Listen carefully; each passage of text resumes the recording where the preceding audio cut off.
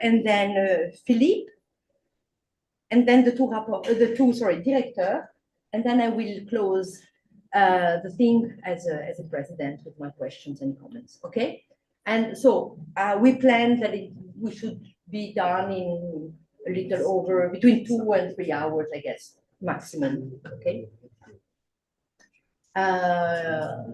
Then at the end of this discussion, we will have a brief discussion with closed doors where we will decide whether everything is right, and people who are here will sign the report, and then we will do the proclamation. Yeah, Is this the first year that they do that? No, because she also Just to read her sermon. Oh, Yeah. So there will be just a short ceremony in which we declare her doctor, and she has to do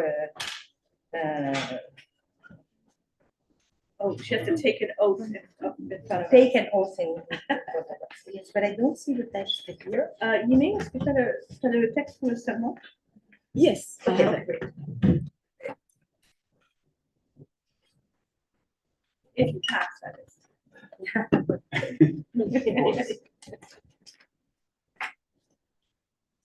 Are you ready? No, so I will. Okay, so I think we're ready. It's 9:01, perfect on time. Okay, so welcome for the defense of Yiming Liang. As I described before, we will proceed in the way I just said. We will start now with the presentation of Yiming's work, and so the floor is yours. You have around 30 minutes to present your work, and just try to speak up because some people are online, and you guys, if you have problems with the sound or everything, let us know. Please, you're on Zoom? No, Yiming is on. Okay, so we won't see. Okay, but you can either use the chat or maybe just unmute. I think it would be better. Maybe yes, use your voice and tell us if something is wrong. Okay. Okay, so I think we can start. Please. Okay. Dear members of jury, dear professors, colleagues, and friends, good morning. First of all, I would like to thank all of you for being here in this cold, rainy, and early morning. I'm excited to present to all of you my thesis entitled Quantitative Syntax, Formal Syntax in Information Theory, Bridging Gaps by Studying French Variation, supervised by Heather Burnett and Pascal Msili. This work is realized as part of the ERC SMIT project. So formal syntax, information theory, and quantitative syntax have each contributed important insights into the understanding of languages. However, these three fields have existed as separate domains in literature for a long time. Let's start by discussing why there are gaps between formal syntax and quantitative syntax.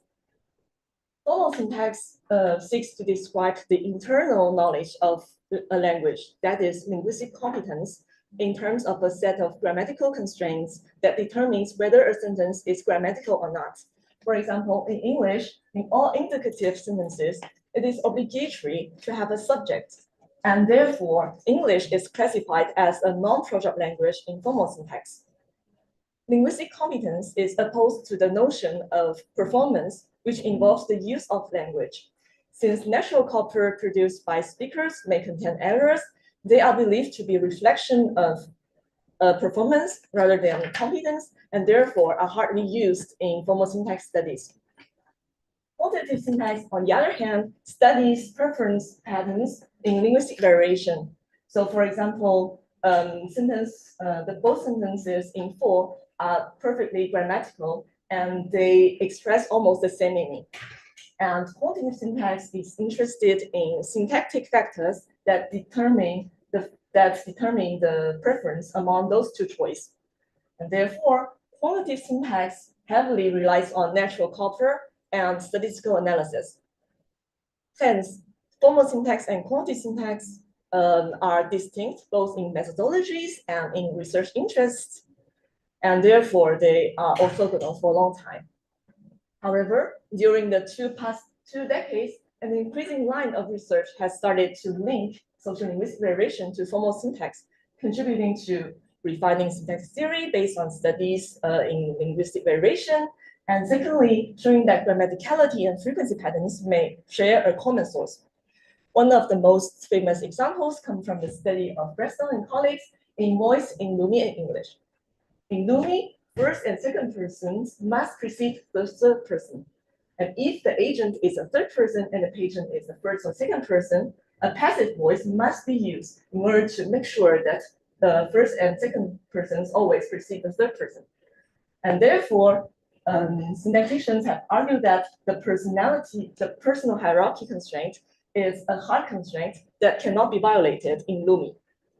English, on the other hand, behaves for sure very differently from Lumi, as the sentence, "the man knows me or you," is perfectly grammatical.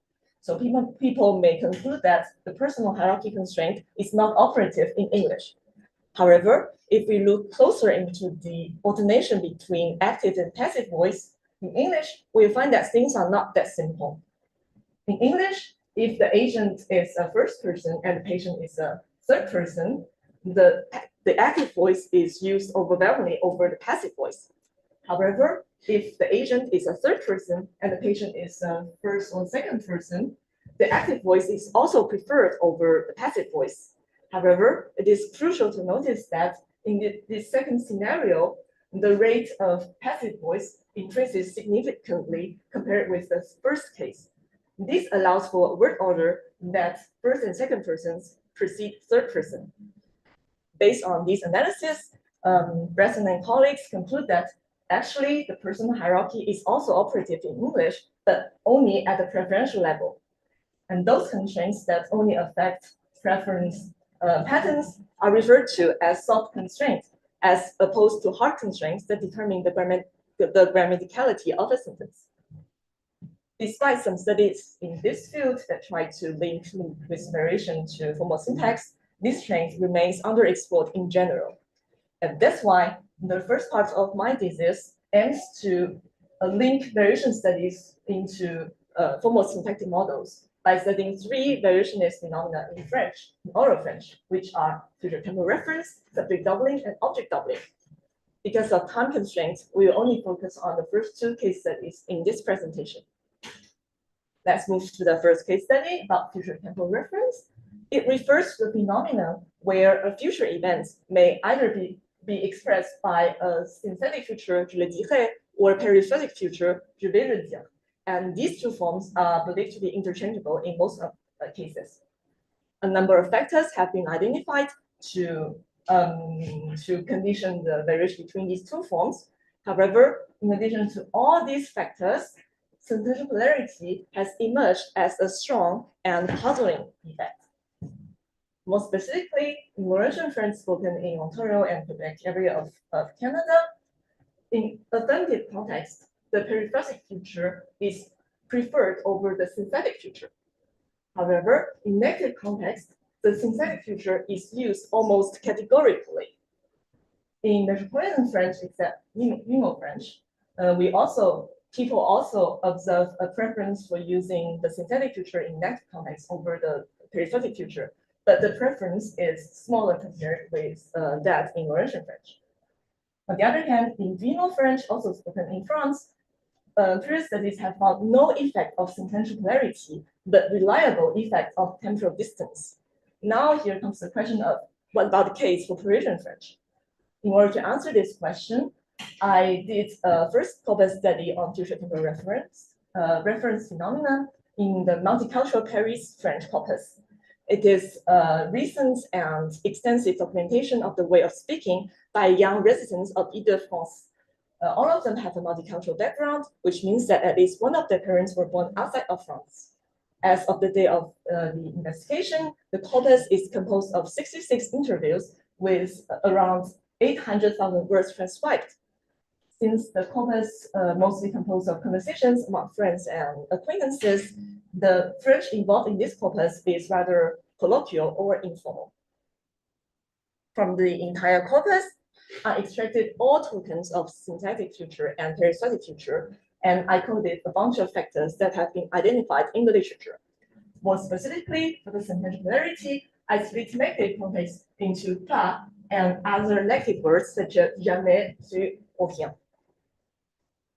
Here are the results. So all the significant factors are colored in red. As you can see here, the sentential polarity is also a significant factor in this dialect. However, the patterns is slightly different.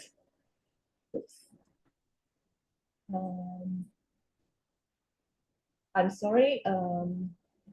Okay. There is a small problem with this. Doesn't move. Maybe you can just. Oh, Thank you. Oh, okay. Now, thank you for coming back to work. No. Okay. I'm really sorry for this. Yes. It's frozen again. Yes. Okay. Oh no, everyone close your eyes. Yeah. The spoilers. I think there's a problem with the application. Yeah, supposed to be these. I mean, Well, these- yeah, but the notification says it's 7 o'clock. So, Yes. well, it's a good slide to freeze up. Maybe stop screen share. Okay. Yeah. We're just stopping the screen share for a short while Yeah. to see what happens with this program, and then we'll get back. Okay. I hope you're still with us. Well, it seems to be working okay here. Yeah, so maybe it's a problem of interaction between this and the Zoom. Well, it's the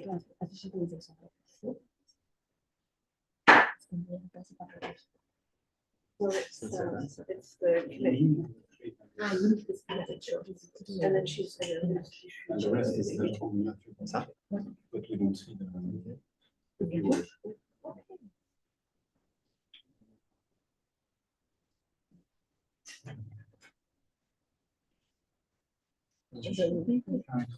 Clean myself so that people can see. Well, there's the Schweck. The Schweck is. No, the way she opted for the Zoom, there's no pinning on her, and so she's not visible, I think. Yeah. So weird.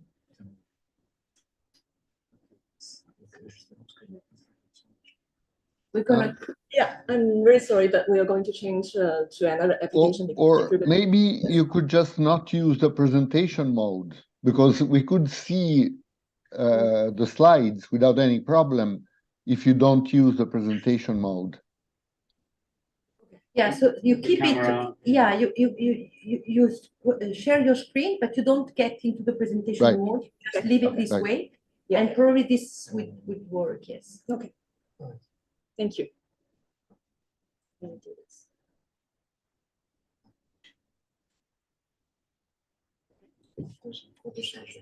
it work now?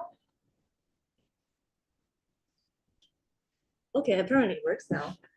Thank you Yep. for your patience, and I'll continue. Yeah, and it's good that they see you also. Yes. Yes. Okay. So I just mentioned that the sentential polarity is also a significant factor in the multicultural Paris French, but the patterns is slightly different compared to previous studies. More specifically, I find that context with other negative words favor synthetic future much more than negative context with ba. However, there is no difference in terms of synthetic future rate in affirmative context and negative context with ba. So to summarize, in Laurentian French, although previous studies did not differentiate ba with other n words with other negative words, since the synthetic future is used almost categorically in negative context, and ba is much more frequent than other negative words, there is no doubt that ba also participates in the polarity constraints in Laurentian French. However, in Parisian French, what I just showed is that other negative words, so n words, favor synthetic future more than the other two contexts, and there is no difference between these two. Based on, I actually conducted a second corpus study on future temporal reference in other Parisian French corpus, which is CFPP corpus, and almost the same pattern is observed with other negative words favor synthetic future more than negative context with ba. So based on these observations, I believe that we're in a true case of dialectal differences, and therefore the key to answering the question of the explanation for polarity effect lies in a closer inspection of the syntactic and semantic properties of negative context in both dialects. Strikingly, in the same way that ba patterns with n words in Laurentian French in future temporal reference, they also pattern together in negative concord in Laurentian French. So for example, for the sentence, Luc veut avoir personne, which contains two negative elements, ta and personne. In Laurentian French, the negative concord reading is favored, where ta and personne jointly express a single negation meaning. Luc does not want to see anyone. On the other hand, in Laurentian French, it is the double negation reading where ta and personne respectively express their negation meaning is preferred. Luc does not want to see nobody. Although this can be a pure coincidence, I believe that this strongly suggests that the future temporal reference phenomena and negative concord phenomena are closely related, and therefore it is possible to use a syntactic framework explaining negative concord to explain the polarity effect on future temporal reference. More specifically, I adopt the agreement-based analysis of negative concord by Zelscher. So in a nutshell, it proposed that even in a sentence where only one n word is present, personne, it also carries an uninterpretable UNAC feature, which needs to agree with an interpretable INAC feature hosted either by a hidden operator or a negative marker, depending on languages. With this framework in mind, now we are in a position to answer the question, why is synthetic future favored in negative context with n words? So first, it's important to notice that there are important structural differences between these two variants. Periphasic future is analyzed as a biclosal construction where an infinitival closal boundary would act as a soft barrier which intervene in which softly blocks the agreement relation between the UNAC hosted in the upper clause and INAC in the upper clause, so lower clause and upper clause. However, for synthetic future, since it is a monoclosal construction, there is no closal boundary, and therefore the agree relation is not disturbed at all. So since speakers have the option for synthetic future where no locality constraint is violated, it is not surprising that they prefer using synthetic future over periphasic future with n words. Now we come to answer the second question. Why is synthetic future favored with n words compared with ba in Parisian French, but favored in all negative contexts in Laurentian French? And this, it can be explained by the following way. In Laurentian French, since ba also participates in negative concord, it behaves like n words, and it also carries UNAC feature. And therefore, the infinitival closal boundary in periphasic future would also softly disturb the agreed relation between ba and the hidden operator. On the other hand, in Parisian French, since ba does not participate in negative concord, it expresses its negation meaning by its own. And therefore, it is semantically negative. It does not carry any formal features, and no agree relation is involved. So the closal boundary of periphasic future does not have any effect. So in the first case study, I demonstrated that syntactic theories can explain polarity effect in future temporal reference. And now let's move to the second case study about subject doubling. Subject doubling refers to a phenomenon where a lexical subject co-occurs with a co-indexed clitic, Marie-Hermanche, as composed with Marie-Manche. The structure of subject doubling has been deeply debated in literature, and two most two influential accounts have been proposed to account for this structure. The first one is analyze subject doubling as a case of dislocation, where the lexical DP is the topic in the left periphery, whereas the subject critic is the true subject of the sentence. On the other hand, the morphological analysis consider the lexical DP as the true subject of the sentence and the subject critic as an agreement marker attached to the verb. Although both accounts have received support from empirical studies, it is unclear which accounts is more appropriate to account for subject doubling in Parisian French. So therefore, I conducted another corpus study on subject doubling in the NPF corpus by extracting all tokens containing a third-person preverbal nominal subject. And likewise, I coded a bunch of vectors, and likewise, all the significant vectors are colored in red. And surprisingly, my corpus study shows support for both accounts. So more specifically, in favor of the dislocation analysis, subject type is a significant predictor. More specifically, definite subjects are doubled the most often, followed by indefinite subjects, and universal subjects are doubled the least often. And this shows that the subject doubling is conditioned by topicality hierarchy. In addition, clause type is also a significant factor in the way that root clauses favor doubling most often, with other subordinate clauses in between, whereas relative clauses are associated with the lowest doubling rate. I argue that this effect of clause type strongly suggests that the double DP is in the left periphery, because it is well known that some embedded clauses have truncated left periphery, and therefore they have less available topic positions. Therefore, the interplay between the clause type and doubling suggests that the double DP is a topic in the left periphery. On the other hand, morphological analysis is also supported by three pieces of evidence. First, we find a very high rate of doubling, which suggests the possibility of analyzing subject critic as an agreement marker. Secondly, we find a very low rate of doubling when ne is present. And this is expected if the subject is an agreement marker, because in this way, ne would intervene in the morphological combination between the subject prefix and the verb. And thirdly, I find that more frequent verbs are associated with a higher rate of doubling. And this can be explained by the proposal that high frequency are shown to preserve more conservative morphosyntactic forms.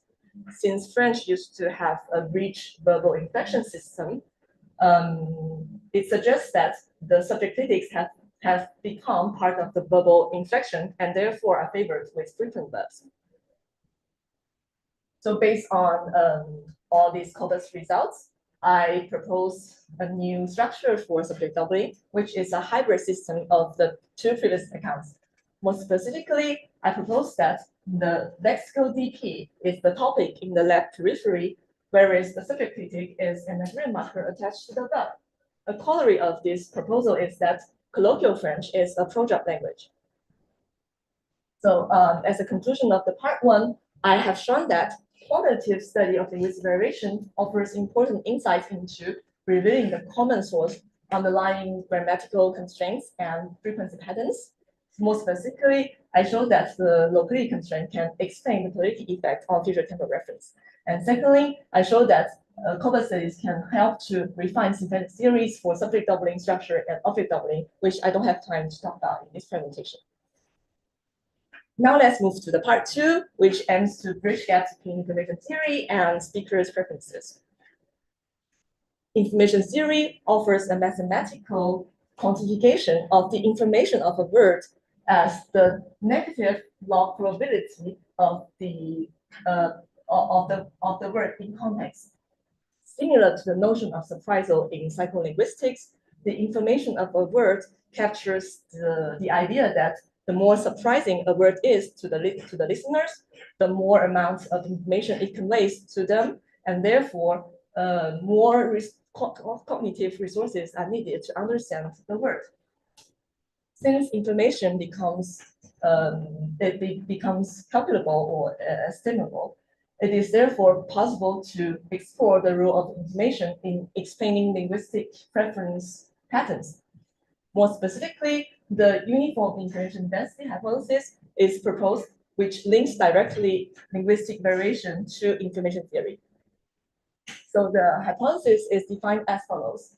If grammar permits, speakers prefer utterances that distribute information uniformly across a sentence, as illustrated by figure 5, so as to avoid peaks and troughs in information density. So the horizontal line in both figures represents the upper bound of processing capacity. If this upper bound is exceeded, it means that a word is so informative that it overloads the cognitive resources needed to understand this word, and therefore it could lead to serious understanding problem or increased comprehension difficulties. Therefore, speakers tend to avoid peaks by lengthening the words. So, for example, for pronounce it for longer time in order to lower down the information density at this start. On the other hand, if a word carries too little information, listeners might stop paying attention to the speech, and this is not wanted by the speaker.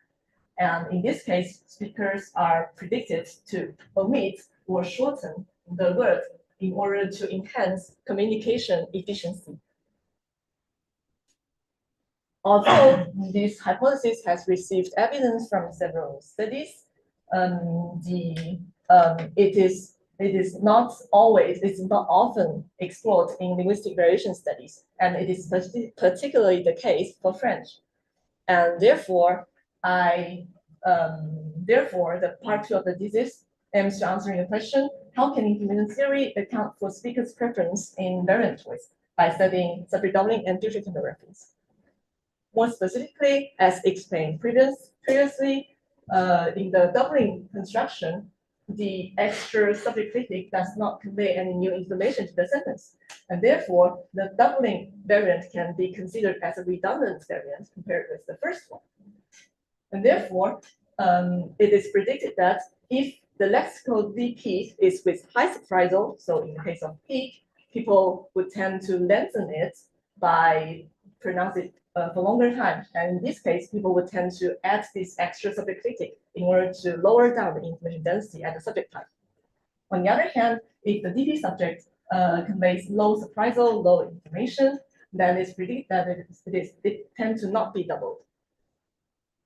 The surprisal of the DP subject can be estimated through the negative log probability of it in the context. Since the head noun often conveys the core information of the whole subject, I therefore use the probability of the head noun as a proxy to the probability of the whole DP subject. Now it comes to the question how to assess this probability. One tool that is commonly used in this field is to use language models. Language model offers a probability distribution over words or word sequences. So for example, given the previous sequence, the boy went to the, this language model predicts that the most probable upcoming word would be park, with a probability near 0.6. And the second most probable word would be store, near 0.3. So if the word that is actually produced by the speaker is grocery, then we can know from the language model that the probability for it is 0.1, and therefore we can use this probability to investigate its role in linguistic variation. More specifically, I use a language model based on a GBT architecture for several reasons. First, GBT architecture has an incremental processing of the sentence from left to right, which is similar to how a human being processes a sentence. Secondly, fed with extensive data and based on a very sophisticated architecture, the GPT model can acquire word knowledge and general linguistic competence and incorporate broad context when predicting the next word. And lastly, but most importantly, the previous studies have shown that probability estimates provided by the GPT model better captures human reading time than other language models. And this suggests that the probability estimates provided by the GPT model are more human-like. Therefore, I use a French version of GPT with 124 million parameters. Since this model was mainly trained on text, it is less adapted to oral data, which are featured by rephrasing, repetition, the use of informal words, etc. So in order to adapt this model to our target corpus, I proceed to a fine-tuning of the GPT model by continuing to train it in 90% of the CFPP 2000 corpus. As we can see from the table, the fine-tuned model achieved a significantly lower perplexity on both evaluation corpus, which means that now the fine-tuned model is a better speaker of oral Parisian French. And therefore, I use this fine-tuned GPT model to provide me an estimate of the surprisal of the empty subject head. And I incorporate this extra factor to the baseline model, which encodes already all the linguistic factors. And I compare the two statistical models to see whether the addition of the surprisal can help to better explain the subject doubling phenomenon. And the answer is yes. So the statistical model with surprisal achieves a better performance to explain subject doubling. More specifically, as we can see from the figure, the more surprising the subject is, the more likely are the speakers to double the subject to lower down the information density at the subject site. And therefore, it provides extra evidence for the UID hypothesis. So I use the same method to apply to the future-temporal reference phenomena. So more specifically, the synthetic future can be viewed as a less redundant variant since it manages to express the future and the verb by one word compared with peripheric future, which needs two. So the prediction is that if the event is with low surprisal, then people would tend to use the shorter variant, the synthetic future, and otherwise people would tend to use the peripheric future. Likewise, I use the fine-tuned GPT model to provide me those probabilities, and I incorporate this extra surprise into the statistical model and compare those two. But this time, contrary to our predictions, analysis shows that there is no difference between these two models, which means that we failed to observe an effect of event surprisal on future temporal reference. So for sure, there are many possibilities. And one of them is that maybe future temporal reference is not a redundant phenomenon, but rather a word order variation, since synthetic future first expressed the verb and then the future, but the periphrastic future first expressed the future and then the verb. So since this involves another kind of linguistic variation phenomena, other processing accounts may be more appropriate to account for it rather than the UID hypothesis. So as a conclusion of the part 2, I've shown that information theory operationalized under the UID hypothesis explains some quantitative syntactic patterns, for example, subject doubling, but not other like future temporal reference. As a general conclusion of my thesis, I have shown that understanding syntactic phenomena needs all of the three fields: homosyntax, homosynthetic variation, and information theory. And I therefore propose a hybrid approach, which proposes that syntactic patterns are affected by all of these three domains. More specifically, I have shown that quantitative variation can inform informal syntactic studies. Homosyntax can explain syntactic variation patterns, and information theory can explain some quantitative syntactic patterns, but not others. That concludes the presentation of my thesis. Thank you for listening.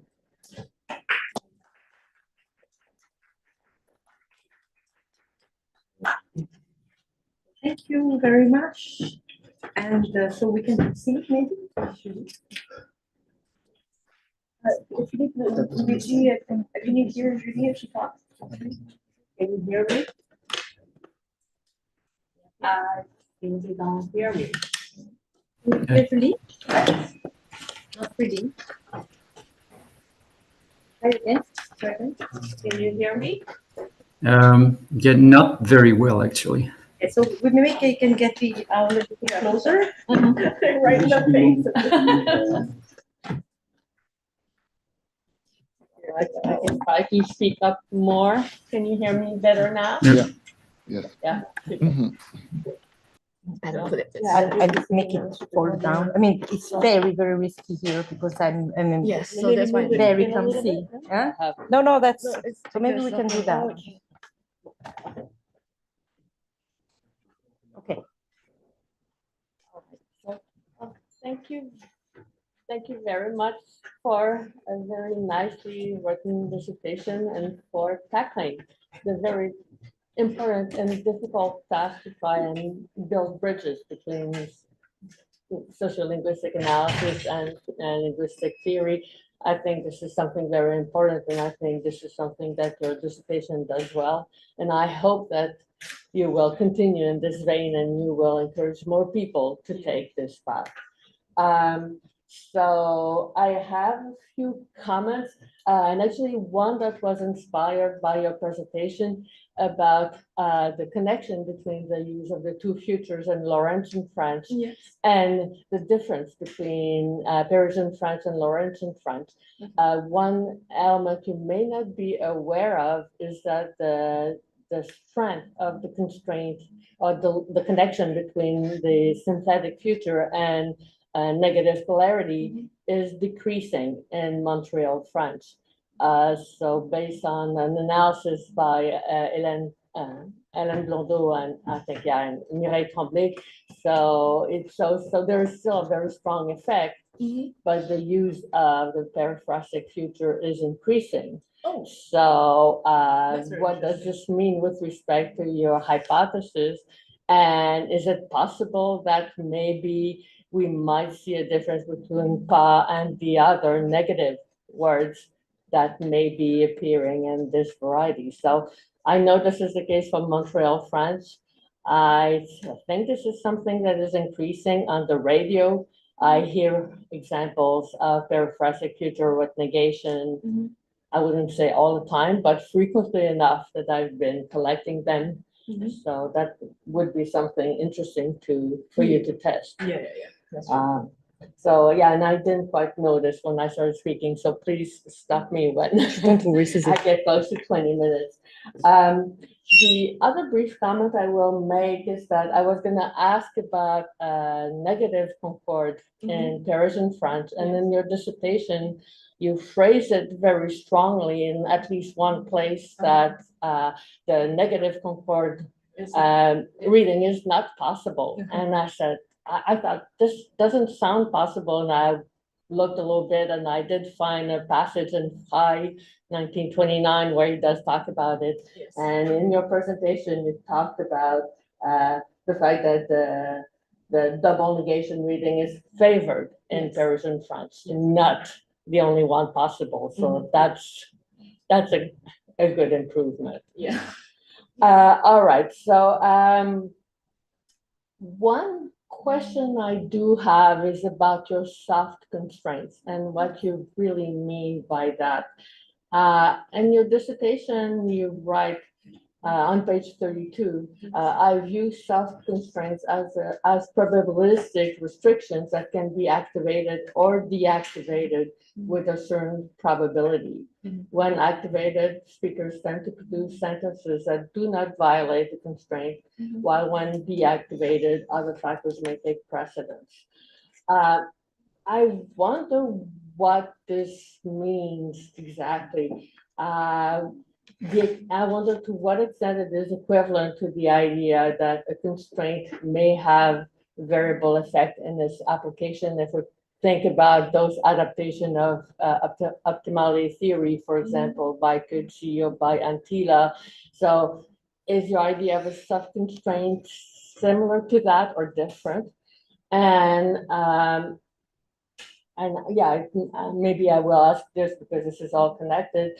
Later in your dissertation, you also talk about competing grammars Yes. as proposed by Tony Kroc. Mhm.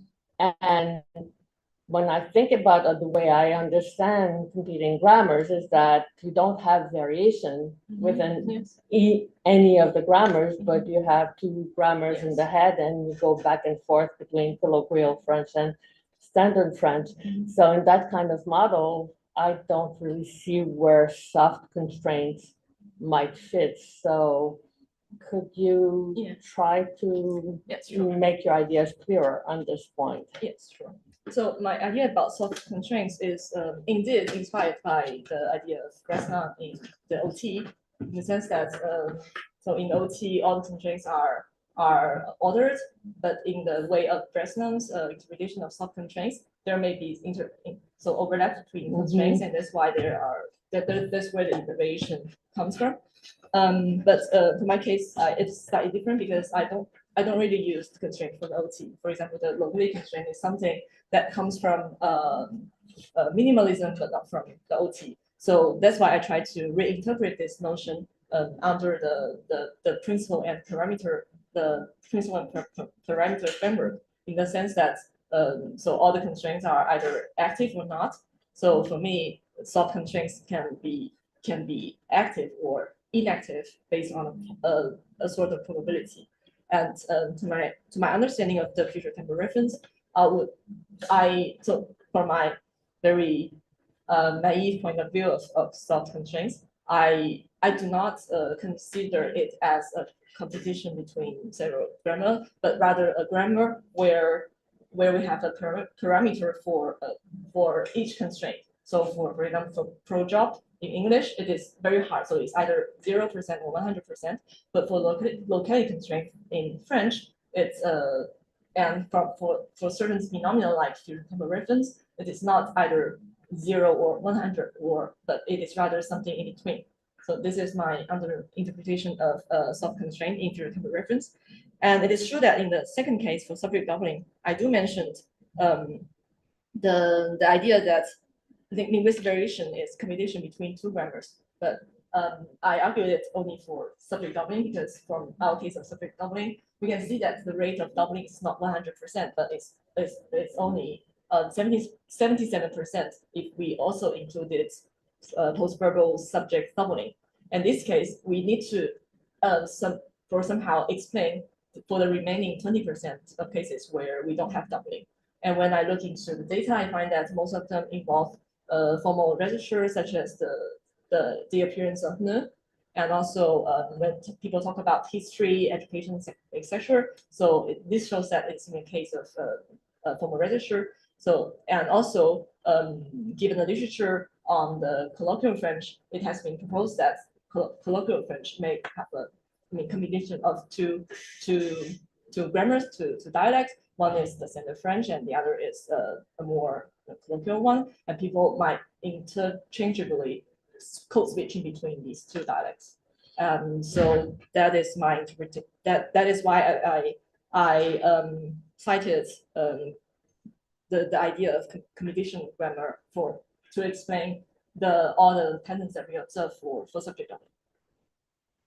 Yeah, no, and that's very much the object of debate. So can you have variation within the grammar, or do you have competing grammars? And actually the research of one person who may support your idea is Caterina Palazzi.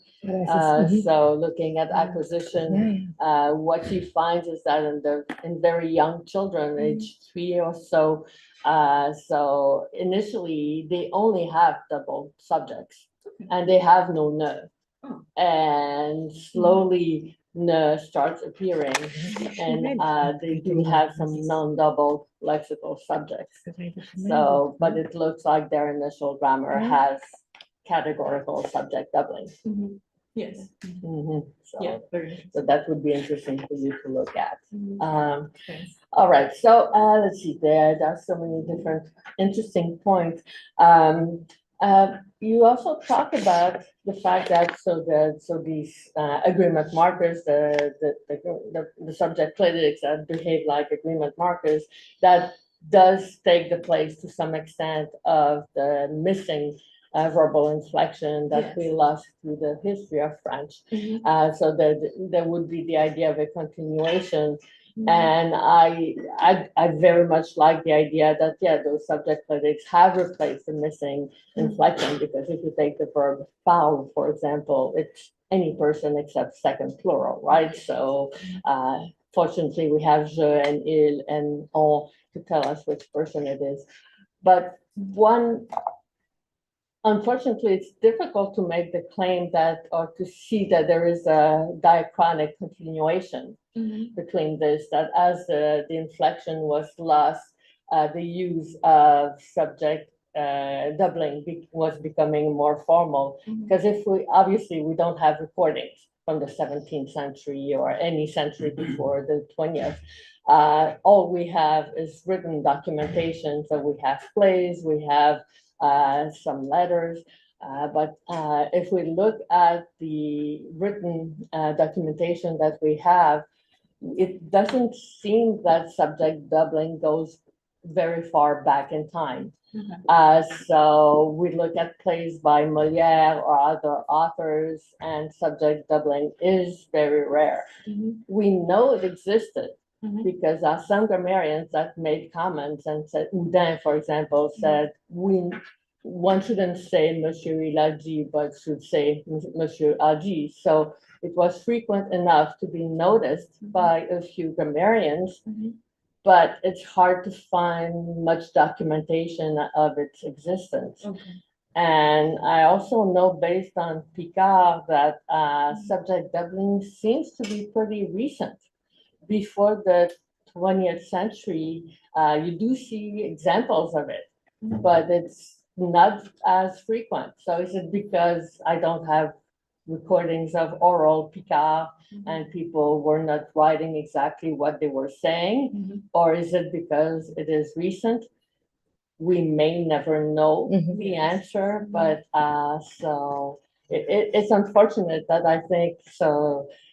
It's difficult to trace the history of the syntactic structures of colloquial French. And I don't know if you have, this was more of a comment than a question, but I don't know if you have reactions to this. Yeah, it's true that I don't really have access to oral data of spoken French. So I know that we have a corpus database, which is the Frontex, so which documents written French from very beginning to nowadays. And so one thing that might be interesting to look at maybe would be the diaries that's written by authors. So yeah, maybe the study of diaries, or I would say diaries would be a proxy to the oral data of Parisian French or metropolitan French at that time, and to see whether there's a difference and whether we can find some difference. Yeah, no, diaries and letters. So there are more and more corpora of personal letters. Yes. Not just by famous people like Madame de Sévigné, but by people who were literate, obviously. Who would write each other. So yeah, it is unfortunate that I've tried to look at diaries and personal letters in the Frontex database to investigate another linguistic variation phenomenon during my thesis, but all the texts I found are from, for example, Victor Hugo or the big names of authors. So yeah, but I mean, at least maybe the way of writing diaries and personal letters for Hugo would be different from the way that when he writes some formal text. I don't know whether that exists in the database, but it would be interesting to compare in the database that whether there is difference between diaries and all the rest or the other type of documents. Great. Maybe my last question can be about intonation, prosodic boundaries, and so you make a very good point that so the data are complicated. It's not and that we need to look at different pragmatic functions of doubled and undoubled subjects, and we need to look at the diversity of prosodic structures that exist. So that's work that's time consuming, but that we have to do. And I think we have to try and do it by combining the pragmatic functions and the prosodic boundaries that are observed. Because one thing that I have proposed in my work, and I still pretty much believe, is that actually when you look at a structure like Pierre, il parle français, that structure is ambiguous. What I have proposed in my work is that, so in some cases, Pierre parle français is just Pierre is in the subject position, contrary to what you propose. And that's when you don't get any marked boundaries. That's what is compatible with Culbertson's analyses. But sometimes Pierre is dislocated in a top P position. And then you really have a no subject sentence. So you say, Pierre, il parle français. Marie doesn't, but Pierre, il parle français. So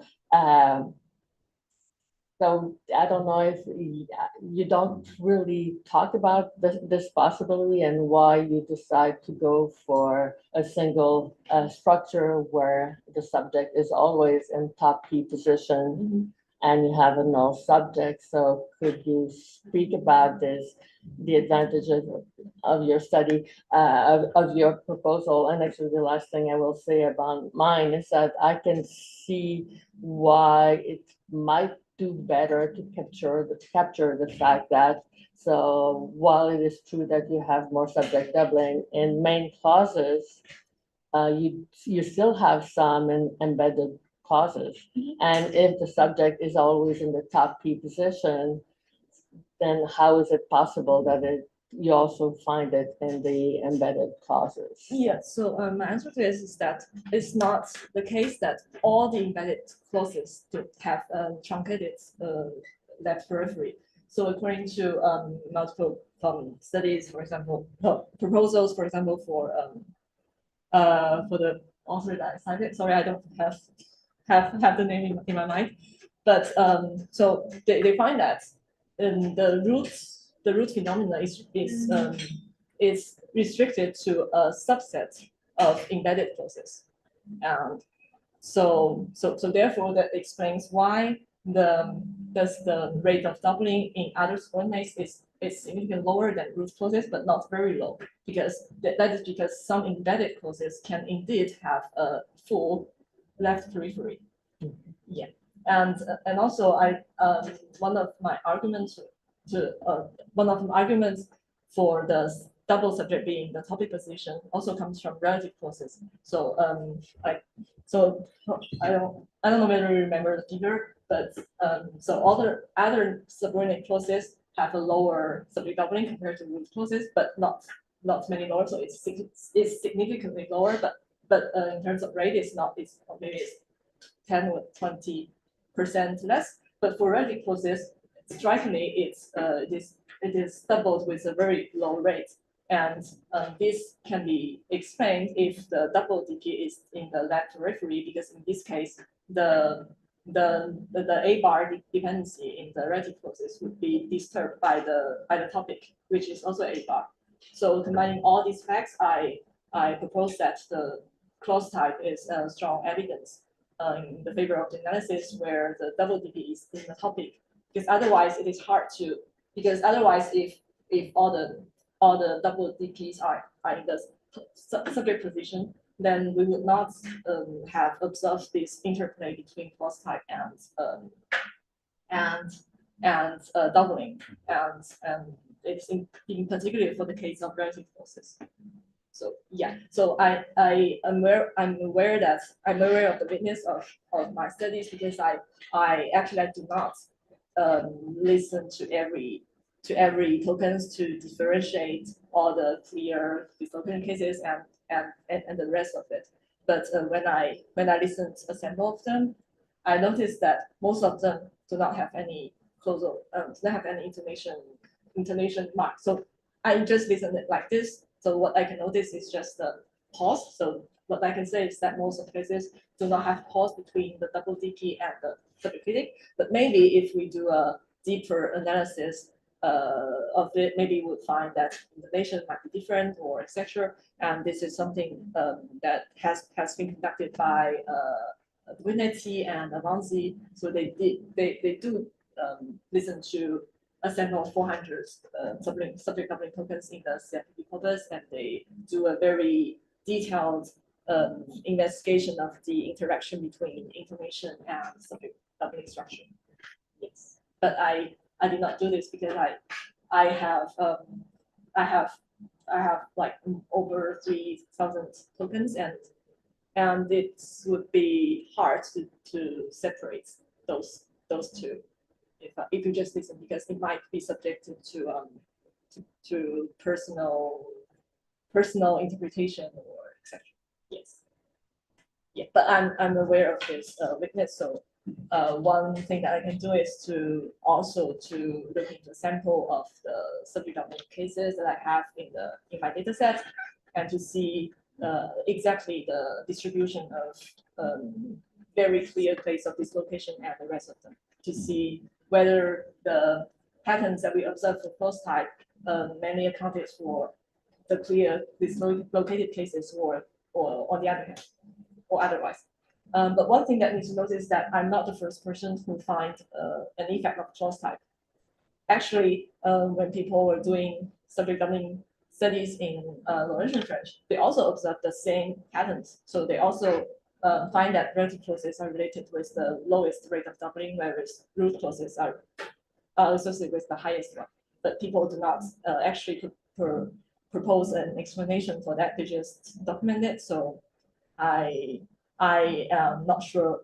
I don't. So I have no idea what people think of it when they find this factor. But this effect is rather robust and has been observed in at least two previous publications. So I mean, the close type is something that needs to explain. Thank you.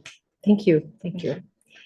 So thank you for the timing also. And now I think it's the turn of Benedict. If he wants to step in, we are ready.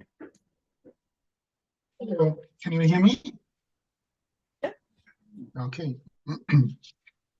So dear candidate, dear Yiming, thank you very much for this dissertation, which I read with pleasure. It's a rigorous corpus-based analysis of three morphosyntactic variation phenomena in the grammar of spoken continental French. And that's maybe the most important way in which this dissertation is original, because variation in continental French, and especially spoken continental French, is severely understudied compared to Canadian French, as we all know. And let me just say what I particularly liked about the dissertation is the part about uniform information density.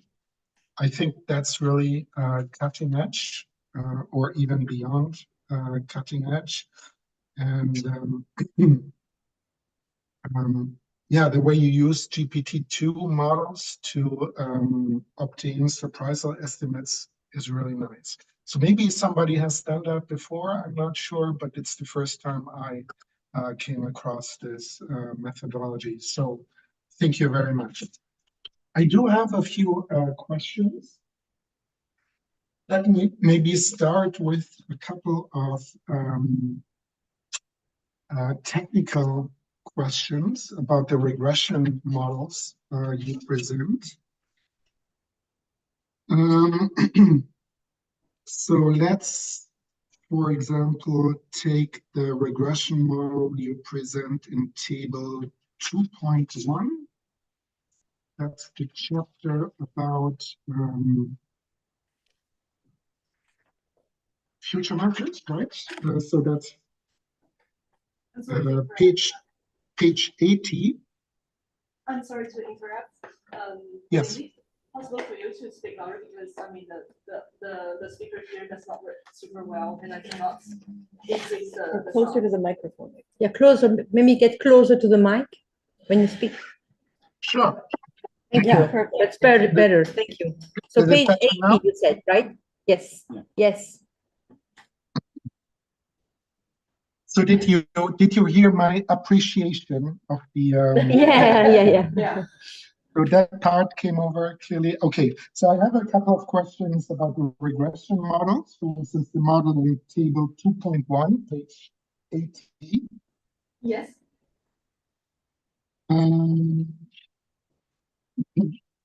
So first of all, about the coding of the categorical variables. So what we usually do in variationist linguistics is we use treatment coding. So we use one category as the default category or the reference category, and then we compare all other categories to that reference category. But that's not what you do here in the model, right? And Yes. you don't really explain what exactly it is you do. So if you take a look, for instance, at the profession factor, you compare student versus unemployed, worker versus student, etc. But you don't compare worker to student, for instance. So I was wondering what kind of coding you used to construct the model. Yes, I'm sorry that I did not mention in the thesis that I used backwards difference coding. So I order for each categorical factors, I order them into a scale, and I always compare the later category to the adjacent previous category. So for example, for the education, so it has 3 levels. So inferior to back means low, back means middle, superior to back means high. So I code them as low, middle, high, and then I use a backwards difference coding, which means that I always compare the later level to the previous level, in order to see whether there is significant differences between the 2 adjacent categories.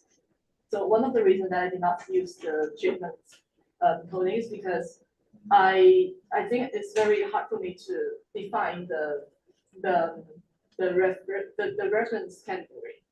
So for example, for the education, if I define low education as the reference category, I can only compare middle to low and high to low, but I cannot know whether there is difference between middle and high.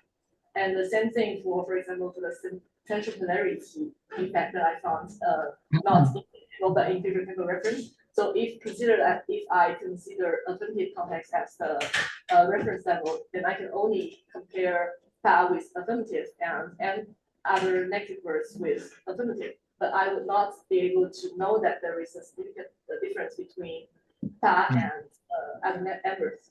So therefore, for most of the cases which I have hypothesis, I'm sorry, I order them into a scale and I always compare the later Right. one. So implicitly, you assume that these are ordinal factors, right? Okay. Yes. All right. I admitted that for some factors, I have a stronger hypothesis. For example, for education, and there are reasons to believe that they're ordered. And for example, for subject and for clause type, since they are something that have been found in the future, I have a strong hypothesis to order like this. But it's true that, for example, for profession, I don't really have a strong hypothesis ordered like this. So the way that I order is based on the INSEE index. So INSEE is the French government's system to code each profession into several groups, and they provide a sort of index to each of them. So for example, for employee, they have a lower index, and worker, they have a higher, etc. but I don't really know whether the number of the index has a relationship with the with the scale of the profession. But I ordered them like this, and All right. compare them. Okay. Because I question, I also don't know how to, or what is the most appropriate reference level to compare. I also considered some coding, which means that we compare each level to the average mean.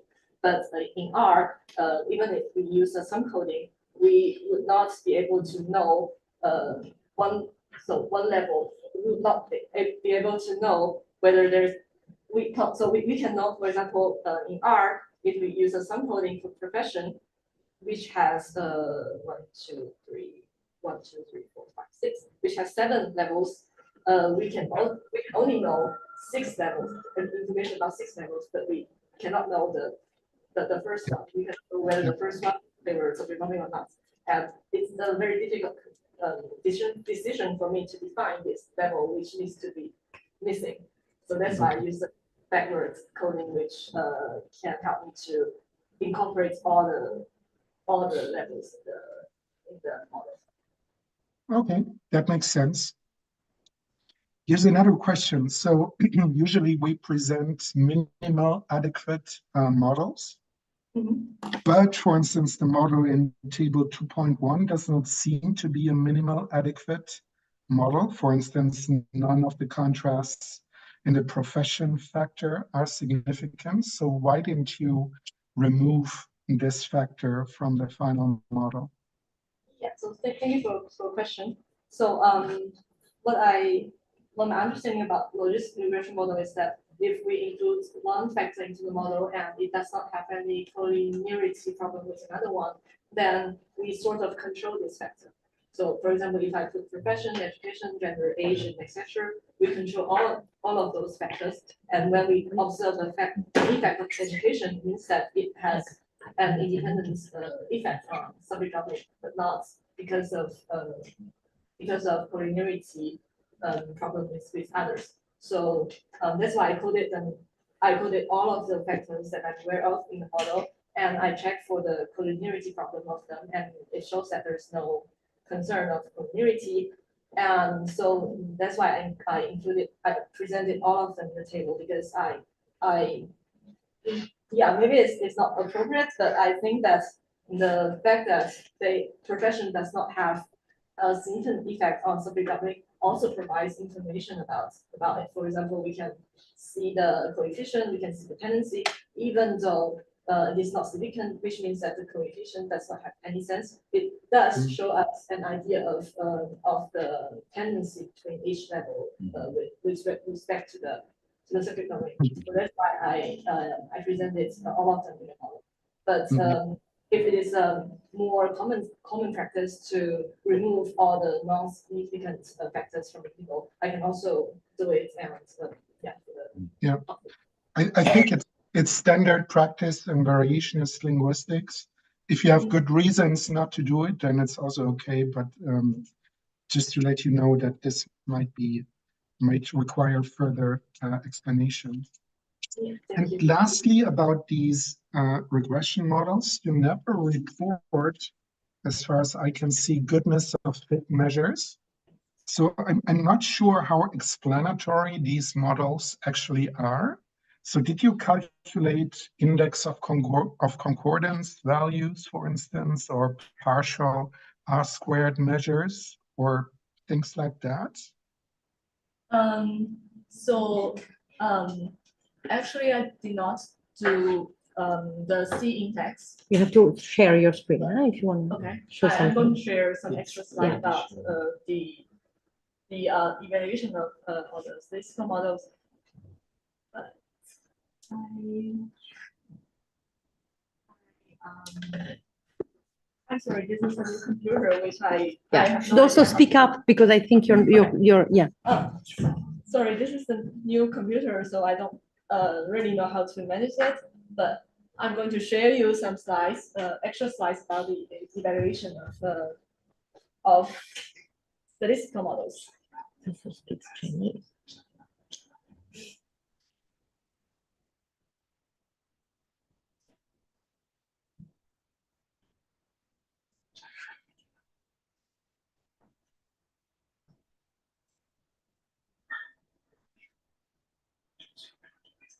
You have to go on the Zoom application, and then there should be on the bottom of your screen. No, not this. This is your account. Yeah, the problem is we hide the bar that's usually on top. Okay, but you can go on the little dots over there. Yes. No, but yes, and try to maybe get it better. So, or I don't understand this computer usually when I use Zoom, it's on Windows, so I'm sorry for the. no, I don't think it's there. I mean, you should really stay on the Well, can you Zoom. maybe just describe what you did Yeah, so, in words? yeah. So thank you for. Or show up the thesis. I Yeah, realized okay. that I. Maybe I- people have the thesis. You can say which page. We can have a look at. So the problem is that I did not systematically document this in the thesis. So so instead of doing the C index, which is a test of model discrimination, if my understanding is correct, I only evaluate the model's calibration, which means the model's accuracy. So I compare model's predictions with what is actually observed, and I obtain this accuracy. So I compare the accuracy of the main statistical model with the model which does not, which I compared with the baseline. So please wait.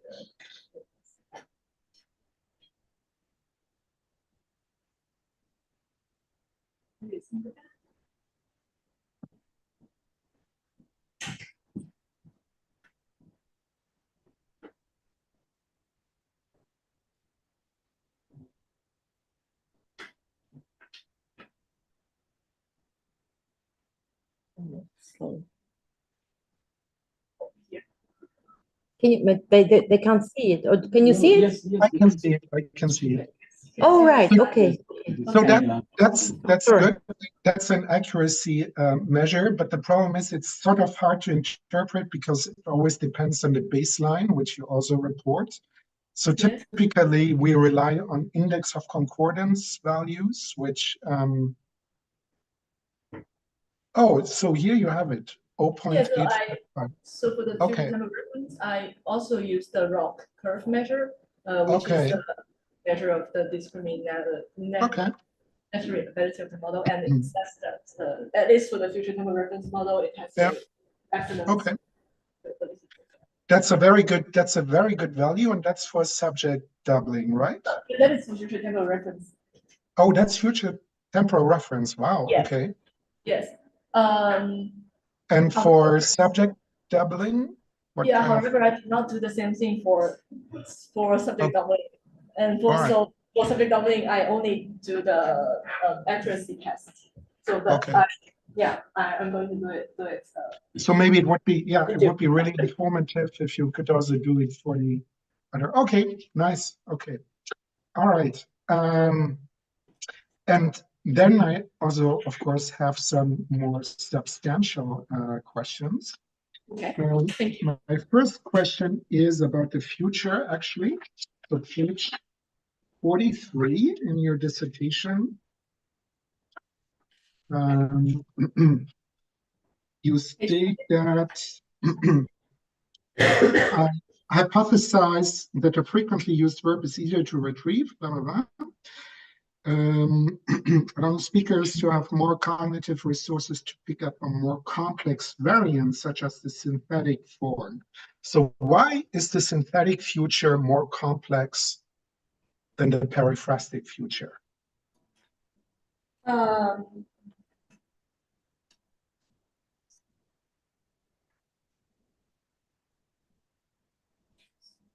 So if I may to repeat your question, like asking why synthetic future is more complex than the periphrastic future? Yeah. It's it is it's kind of my assumption. So I assume that in the synthetic future, we have a more complicated verbal inflection system. So for example, so although in most of cases the root for synthetic future is in infinitive, but it's not the case for the other for some highly frequent verbs as what is described in the thesis. So first, the root is more complicated, and secondly, we need to add a future suffix to it. So and all of these are expressed by the same word. So which means that in the same time that we need to think of the verb, we also need to think of its future root form and also the suffix. However, if we for the periodic future, it is almost systematic. It's systematic, so it's always composed by a flexion of alle, which is go, followed by the infinitive. So in this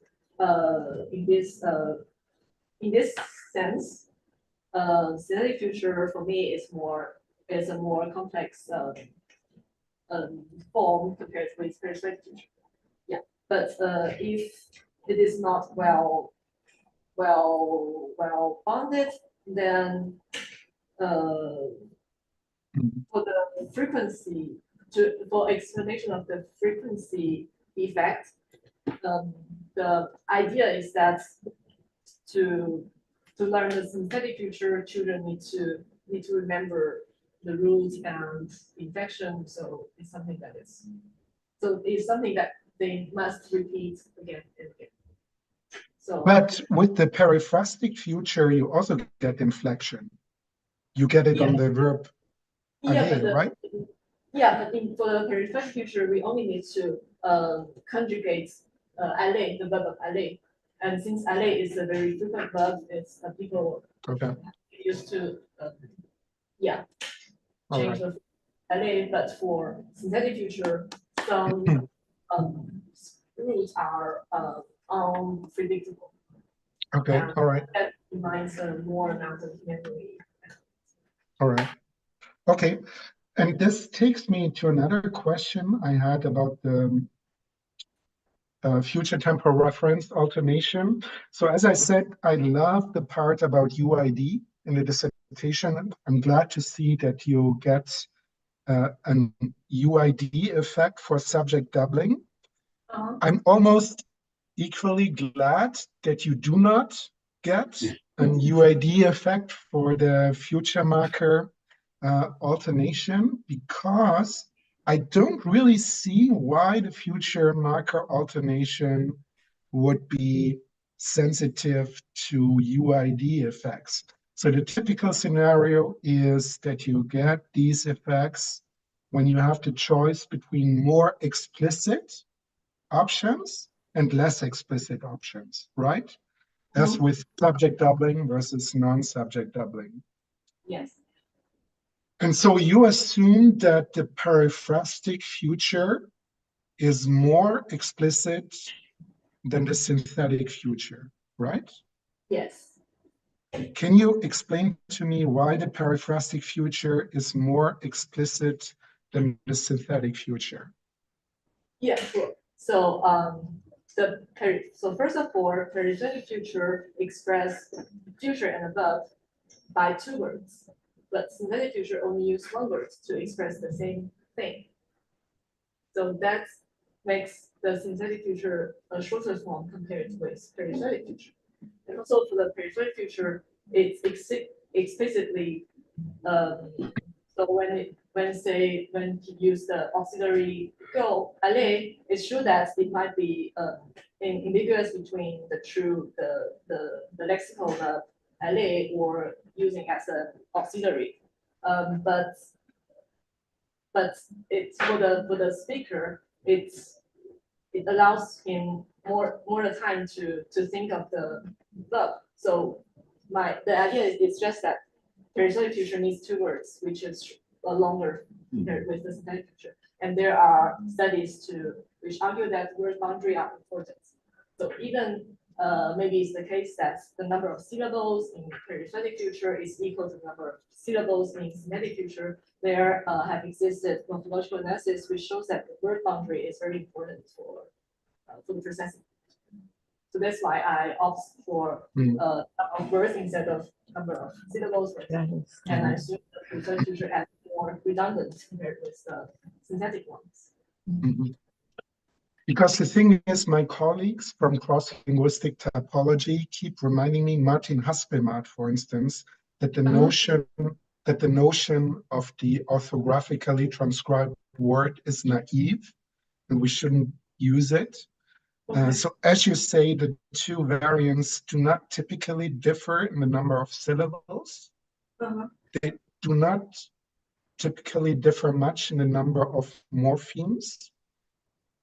And maybe in the typological perspective, the allele future could be analyzed as a proclitic, and the inflection with the synthetic future is an enclitic or something like that. So I would avoid making reference to the notion of the word, because I've done that myself when I was younger, but I tend to get heavy flack from the typologists, and so I would avoid that sort of reasoning, really. With that being said, maybe you could restrict attention to particular persons. For instance, vous allez voir, there you have a lay form that has clearly two syllables. So that might be a case where you really get a explicitness differential. But on the whole, I think it's hard to argue that the periphrastic future is always more explicit than the synthetic future. Okay. And so in that sense, it's I suppose good news that you do not obtain a significant UID effect. Anyway, just a comment. Yeah, thank you. Right. One other. Benedict, sorry, I think you went over your time. So I went over my time. Okay, I'm going to email you my last question or my last comment. Yeah, thank you. I'm sorry, but very much. Keep on the schedule. So we next in line would be Luigi, but I suggest we have like a 5-10 minutes break. I mean, just technical break, so that we can, and then we go on. Okay, is it okay for you? I would say. Oh my God. 9 minutes break, and we start. Yeah. 9 minutes, that's very precise. It's a Pascal suggestion, so I think. Okay, I'll just set up my timer then. Okay. Thank you. See you later. Shit's going down at home. Yeah, something happens. Oh my God. Yes. Ja, c'est une grosse crise, j'en ai compte.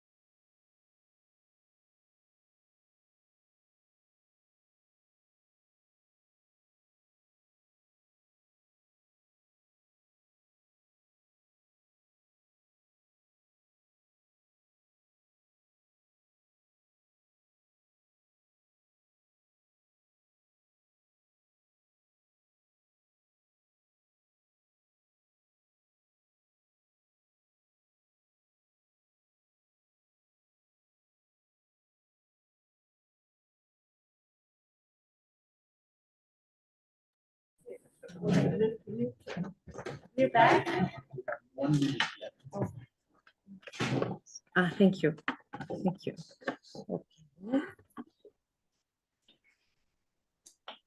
Okay, so we're back and we are ready for the second round of discussion. So I think, yes, it would be the turn of Luigi if he wants to step in. You have 20 minutes more or less for the discussion. Thank you. Thank you. So can you hear me? Very well. It's fine. Okay, great. So I can hear a kind of echo.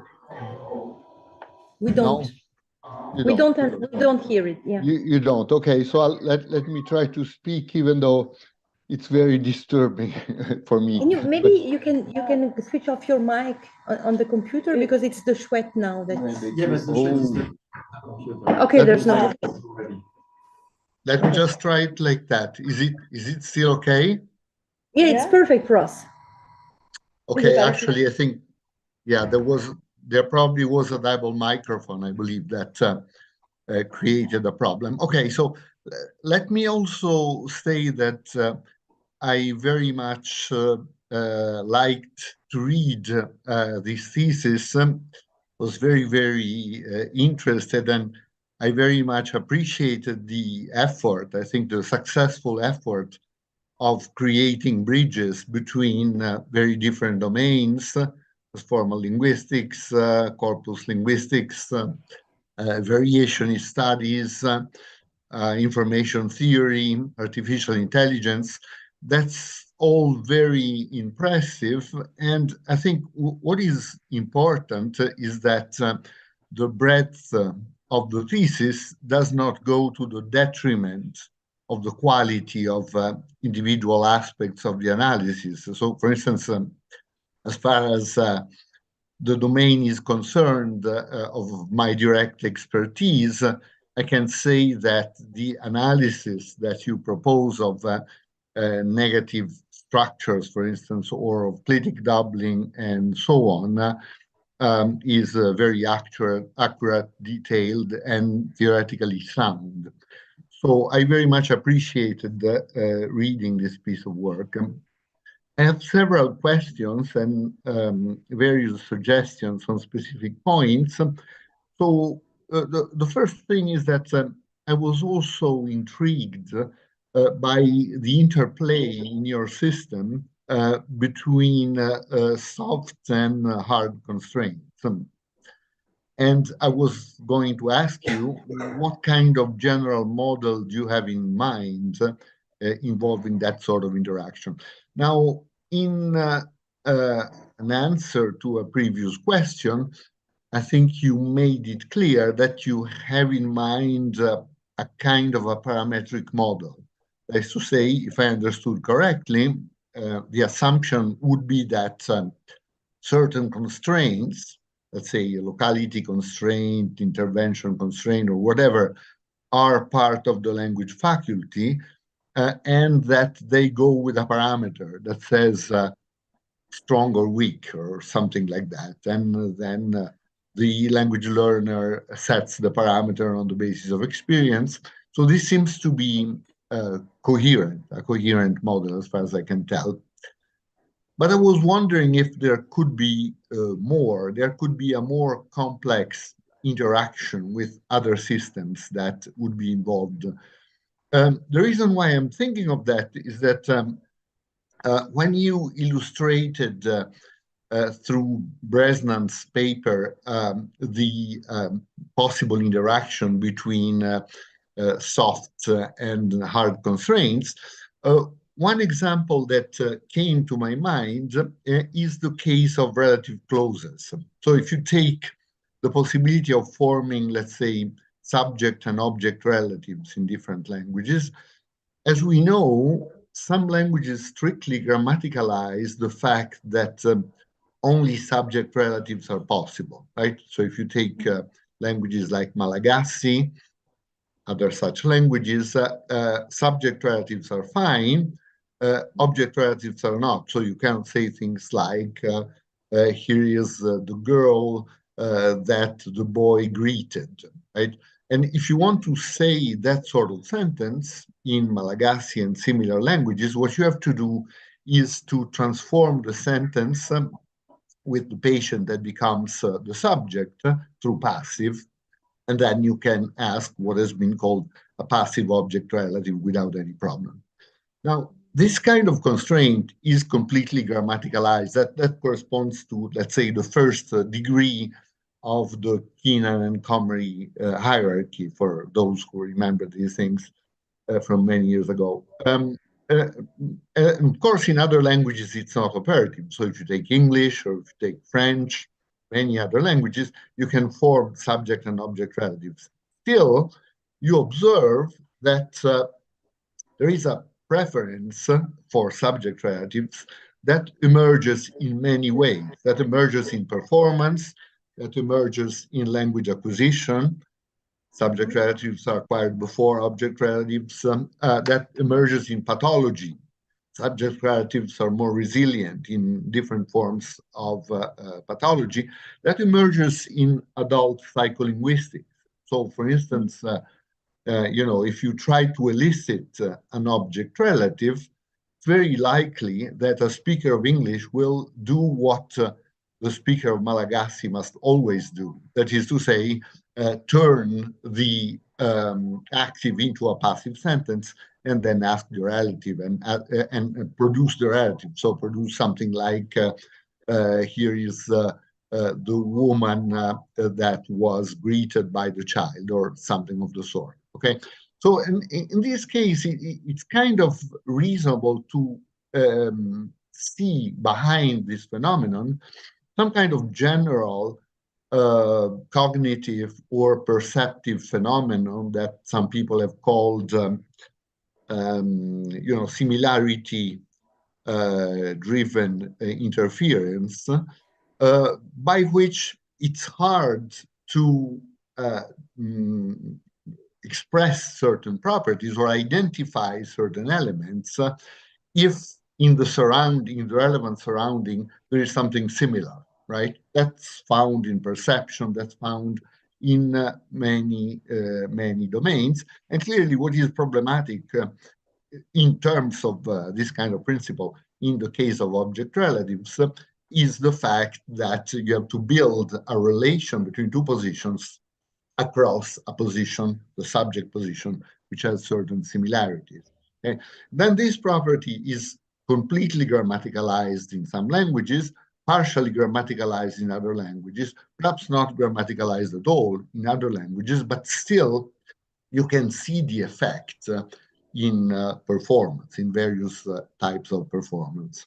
So I was wondering if a kind of complex interaction of this sort, rather than a simple, straight parametric approach, could be envisaged for the case of interplay between soft and hard constraints that you have postulated. Yes, thank you for the presentation of this intriguing patterns relating the interaction between subject relatives and object relatives. It's true that when I think of the soft constraints, I tend to think that it's part of the language faculty, but it is sure that cognitive resources like involving sentence processing would also influence this the application of the constraint. So yeah, just as what you presented, in many languages, it is observed that subject relatives are preferred over object relatives, and this might be because of the intervention effect that you just mentioned, and the intervention effect could be explained as part of the language faculty, but it can also have a source from the psycholinguistic part, because people do not want to have gap relation which is disturbed by something that's similar. So yeah, I agree with you, and I think that what I thought for soft constraints is maybe too naive, and I also need to consider other factors, other possibilities of in order to have a more fine grained thoughts of soft constraints. Right. So this could involve an additional bridge with respect to the bridges that you have already considered. Now, on more specific points of the analysis, if we go around page 60 of your thesis, where you interestingly discuss a number of properties of Quebec French and of Parisian French in connection with the negation system. So the one important idea is to try to capture certain differences and certain properties by assuming a kind of proximity constraint on the agreement pattern with respect to the relevant negative feature. Now, I wonder if, I mean, on the one hand, you show that structural proximity is the relevant notion here, not just linear proximity, because otherwise you could not capture certain distinctions with the same linear distance, but with very different acceptability patterns. But what I was wondering about in this connection is that what you have here is really a matter of proximity, which would suggest a gradient, right? So if two things are closer, that would be better than if things are a little bit more distant, and so on and so forth. That would give a gradient of positions.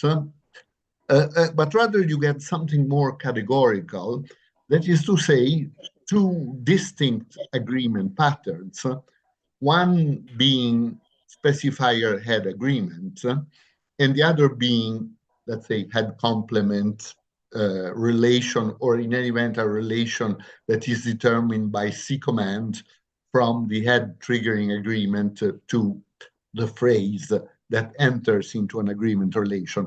Now, the reason why I think there is a kind of discrete distinction in such cases is suggested by the functioning of agreement in the canonical sense of agreement in 5 features, right? So, for instance, if you consider Keynes' classical theory of past participle agreement in French, what you have is a categorical distinction between when the nominal expression determining agreement is in a spec head relation with the element that carries agreement, and the case in which it's not in such a relation. So in French, you get this clear distinction between agreement of the past participle determined by a moved object, right? Je les ai mises dans le garage,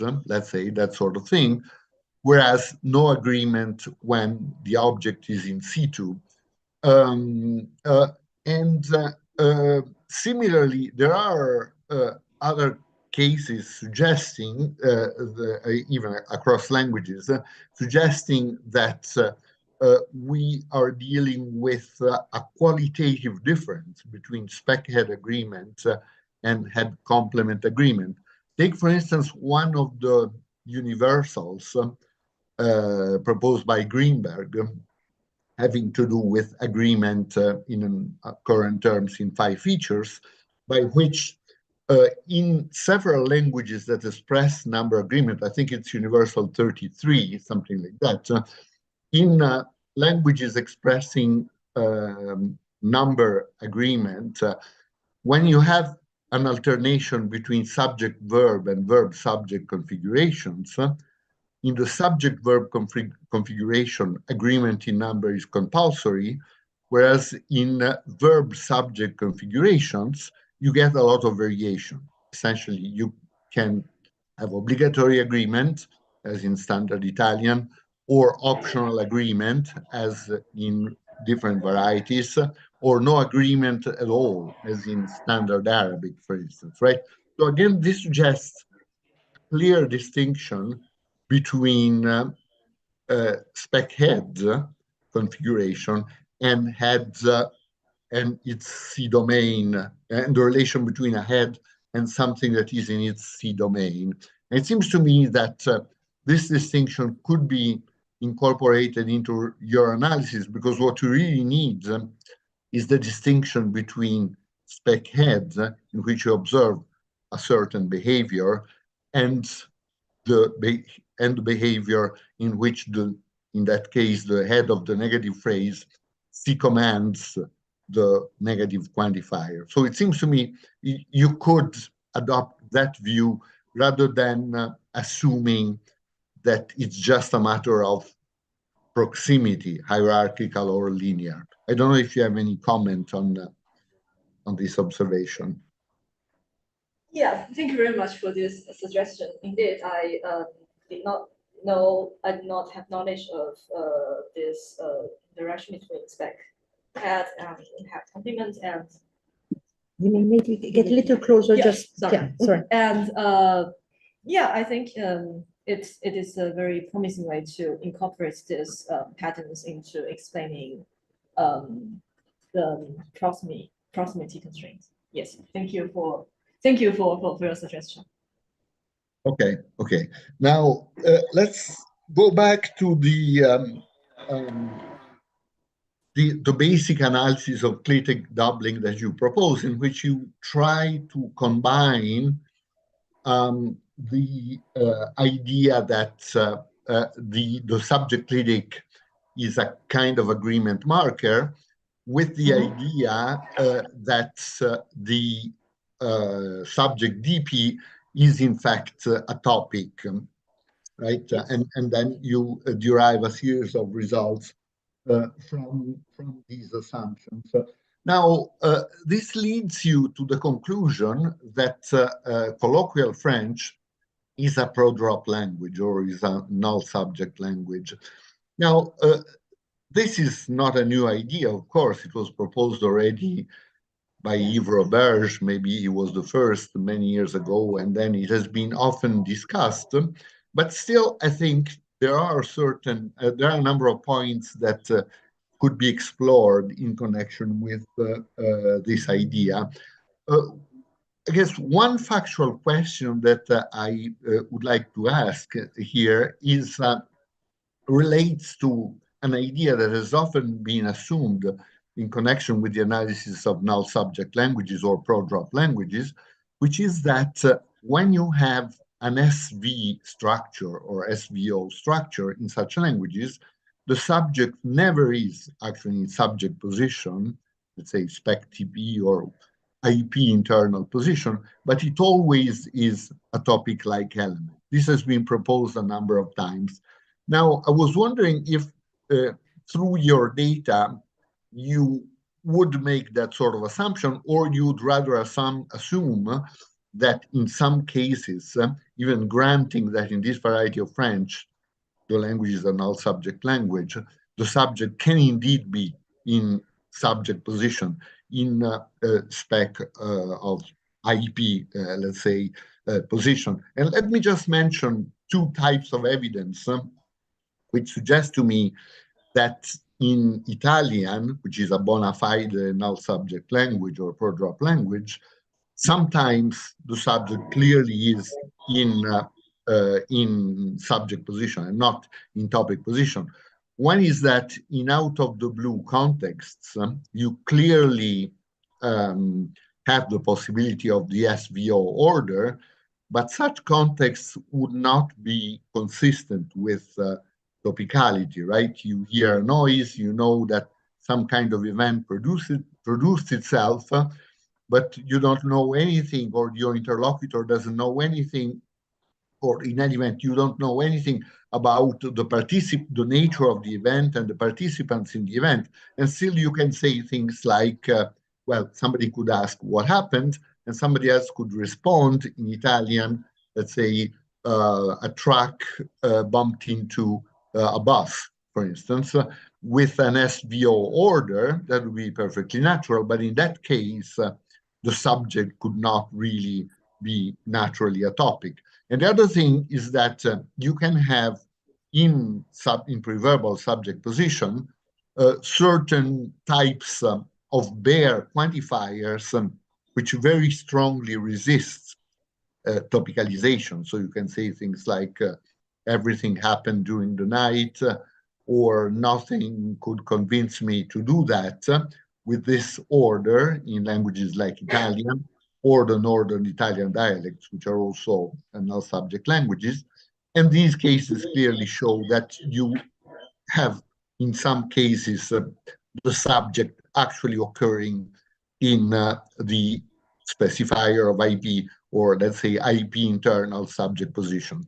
So what kind of conclusions would you reach on the basis of your data on French, on this alleged generalization that in all subject languages, subjects always are in a topic position? Yes. So as I mentioned for the clause type, one of the strongest evidence in the favor of the analysis of the double DP being in the topic position is because of the interplay between clause type and doubling. So I'm not sure that, so imagine that if we propose that in non-subject doubling, non-subject languages, the subject can be in the spec TP. So because of all the pragmatic cases that you just mentioned, in this case, I'm not sure whether this can explain the clause type effect. So what I am wondering, what I often read from literature is that the syntactic structure is related to meaning. So topics are things that have been mentioned before and that was repeated once. So that's why when you say what happened, I say in Italian, a trunk went to the queue, for example. In this case, the trunk cannot be interpreted as the topic, but because it is the first time that it's mentioned, it's in the But what I really, so actually I don't know whether it's always a good idea to think that the pragmatic reasons or semantic reasons are with a one-to-one mapping with syntactic structures. Would it be possible that something that is in the left periphery, so in the topic position, does not express the typical topic meaning? So for example, a trunk went to the queue. A trunk cannot be interpreted as a topic because of the pragmatic reasons. But would it be possible that the trunk is still in the left periphery, and it can, and that explains, and that can retain the analysis of Italian being a project language, have this sort of have this sort of things that behaves like subject, but they're not in the subject function. So that is one of my questions. Okay. So I don't know whether I make myself understood. Yes. As far as I can tell, your data are consistent with the idea that if the analysis of colloquial French as a pro-drop language is correct, your data are consistent with the idea that the subject sometimes is in subject position in cases of non-doubling, right? Because you have cases of non-doubling as well. And in some cases, they are in a topic position. That was my impression by reading your thesis, and so I just wanted to have a confirmation of that impression. Let me just add one possible variant that may be worth considering of something that is close to your analysis. And this is a proposal that Anna Cardinaletti made for the analysis of subject positions in a study that specifically looks at the cartography of subject positions. Essentially, the analysis Cardinaletti proposes is that there are several subject positions in the high part of the IP structure, so before the beginning of the left periphery, okay?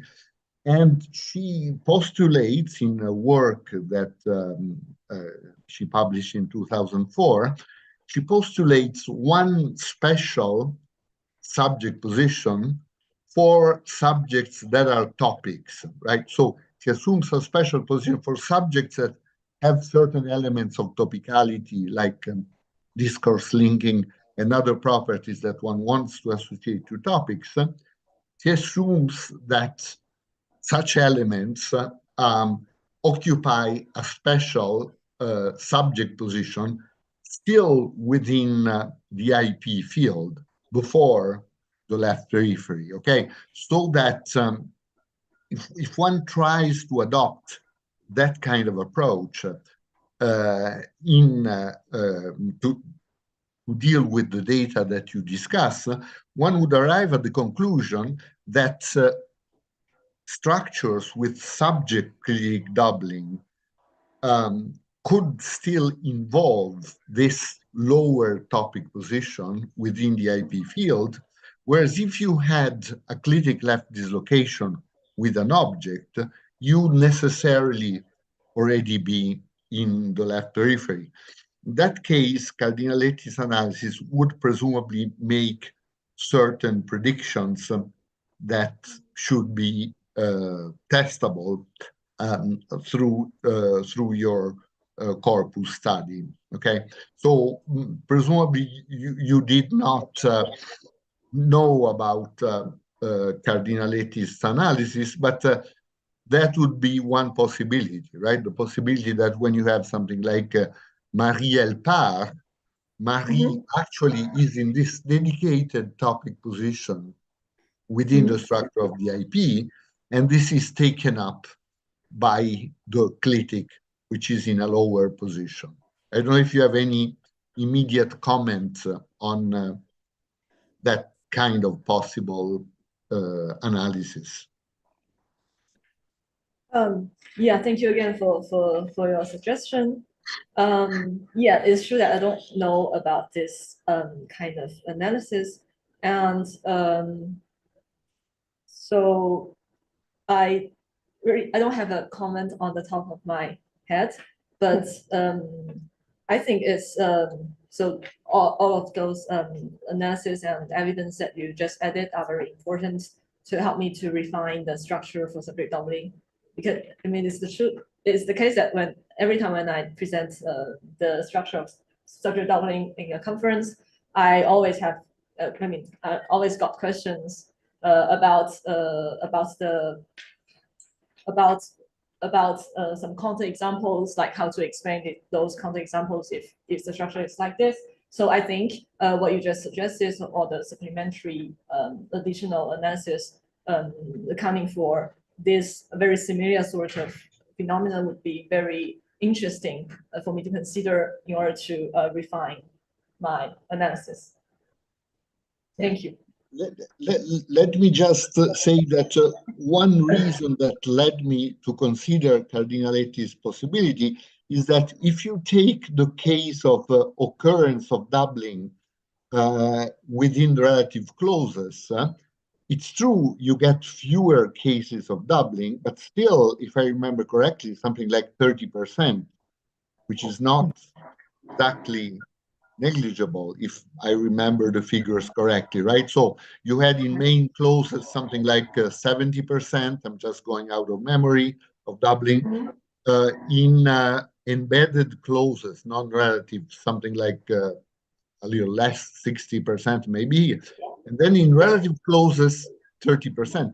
30% is non-negligible. So on the one hand, it's clear that there is something that reduces the possibility of subject doubling in relative clauses, but on the other hand, clearly the phenomenon seems to be possible if I'm remembering the figures correctly. Yes, it is correct. So it is observable to have subject doubling in relative clauses. Yeah. Okay. So I think we should stop here. Okay. Sorry. Yeah. I will stop. Move on. I will stop here. Okay. But thank you. Thank you. Thank you very much. So Philip. Thank you. Well, first I want to thank the supervisors for the invitation.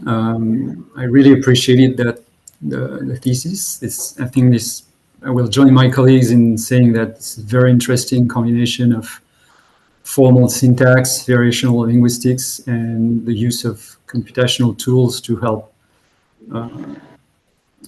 this work. So I think the manuscript was very informative to me, although at a time the information density was maybe uniform but very high, and probably much higher than my own communication channel, at least about syntax.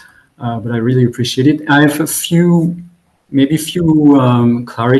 clarifying question about the way you use the model to predict the surprisal of some constructs, and so maybe you can clarify this.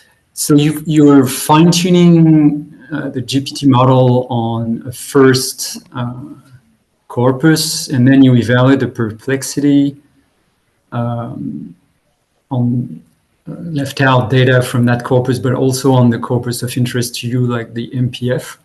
And it seems to me that the difference in perplexity is not that high between the perplexity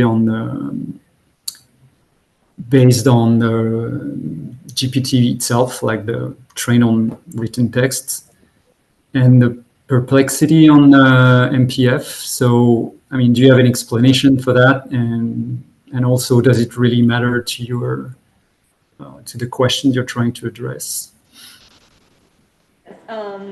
Yeah, it's true that the fine-tuning achieved a very low, much lower complexity in the remaining 10% of the CFD corpus, so the corpus that it was fine-tuned on.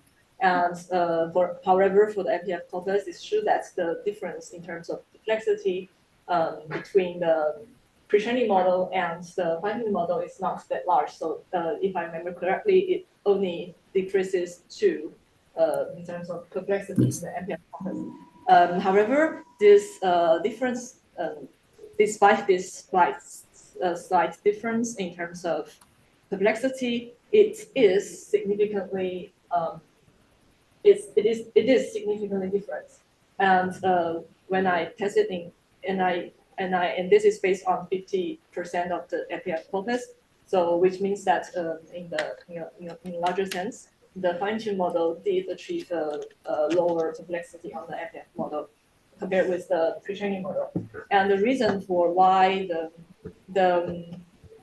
fine-tuned model does not achieve a much lower complexity on the MPF corpus might be because of might be some concerns of overfitting of the model. So just to be specific, I continue to train this model in the CFPB corpus for 30 months. And it is true that when it comes to, for example, 25 rounds, the accuracy increases not to a very large extent. So maybe it's because of this 5 additional rounds that make this fine-tuned model overfitted to the CFPB corpus. Maybe that's one of the reasons. And also it is important to notice that although the two copper, so the CFTB corpus and the MPF corpus are Parisian French, they are very different in terms of words and in terms of topics that people talk about.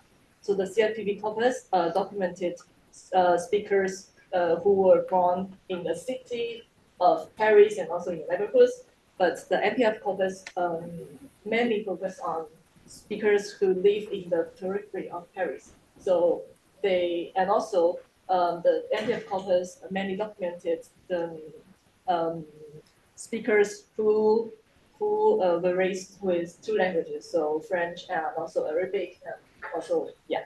So in this sense, it is not surprising that the words that used in the MPF corpus are very differently from the words that are used in the CFP corpus, and that explains why the model, why the fine-tuned model does not achieve a very low complexity for the MPF corpus. Yes, Okay. and as for your question, whether it's going to make a difference for my results. So the basic idea of fine-tuning model is really to make the model to get used to the oral data characteristic, so that it can produce probability that is closer to the speaker of oral data. And to this extent, when I asked the model to continue a sentence, a normal sentence, so the fine-tuned model did produce field process like etc., which does not exist for the pre-trained model that only trained on text. So from this point of view, the fine-tuned model did capture some characteristic of oral data. And to this point, I think it's better to use the fine-tuned model to provide probability estimates in the MPF corpus than the pre-trained model. But for sure, in order to see whether there's a difference in terms of results between the fine-tuned model and the pre-trained model, I also use the pre-trained model to provide me with probabilities of subject doubling and independent reference, but that does not make a difference in terms of that. Okay. Another maybe short clarifying question.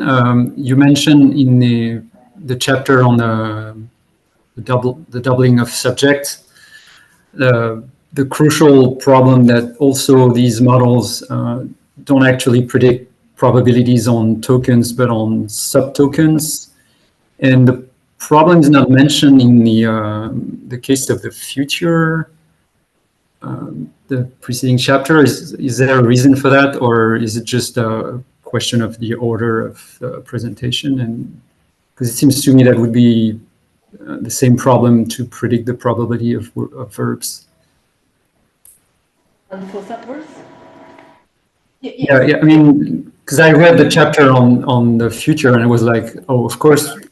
Well, first I should say that you're trying to do something that is not an easy problem to solve, because you're trying to estimate probabilities of context in cases where you have variation. So that's, I think you have a very interesting way of trying to avoid some of the problems that you could have with these models. And yeah, so I was expecting you to mention that the fact that to estimate the probability of the token, you had to combine the subtokens also for the verbs. Yes, that is true. Okay.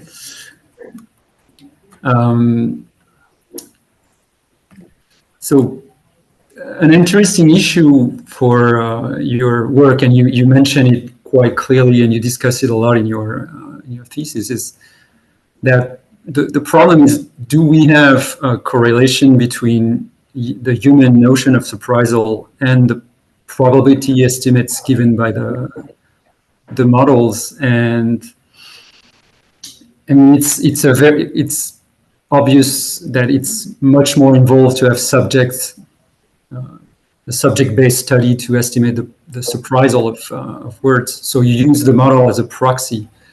But I would be interested to know what kind of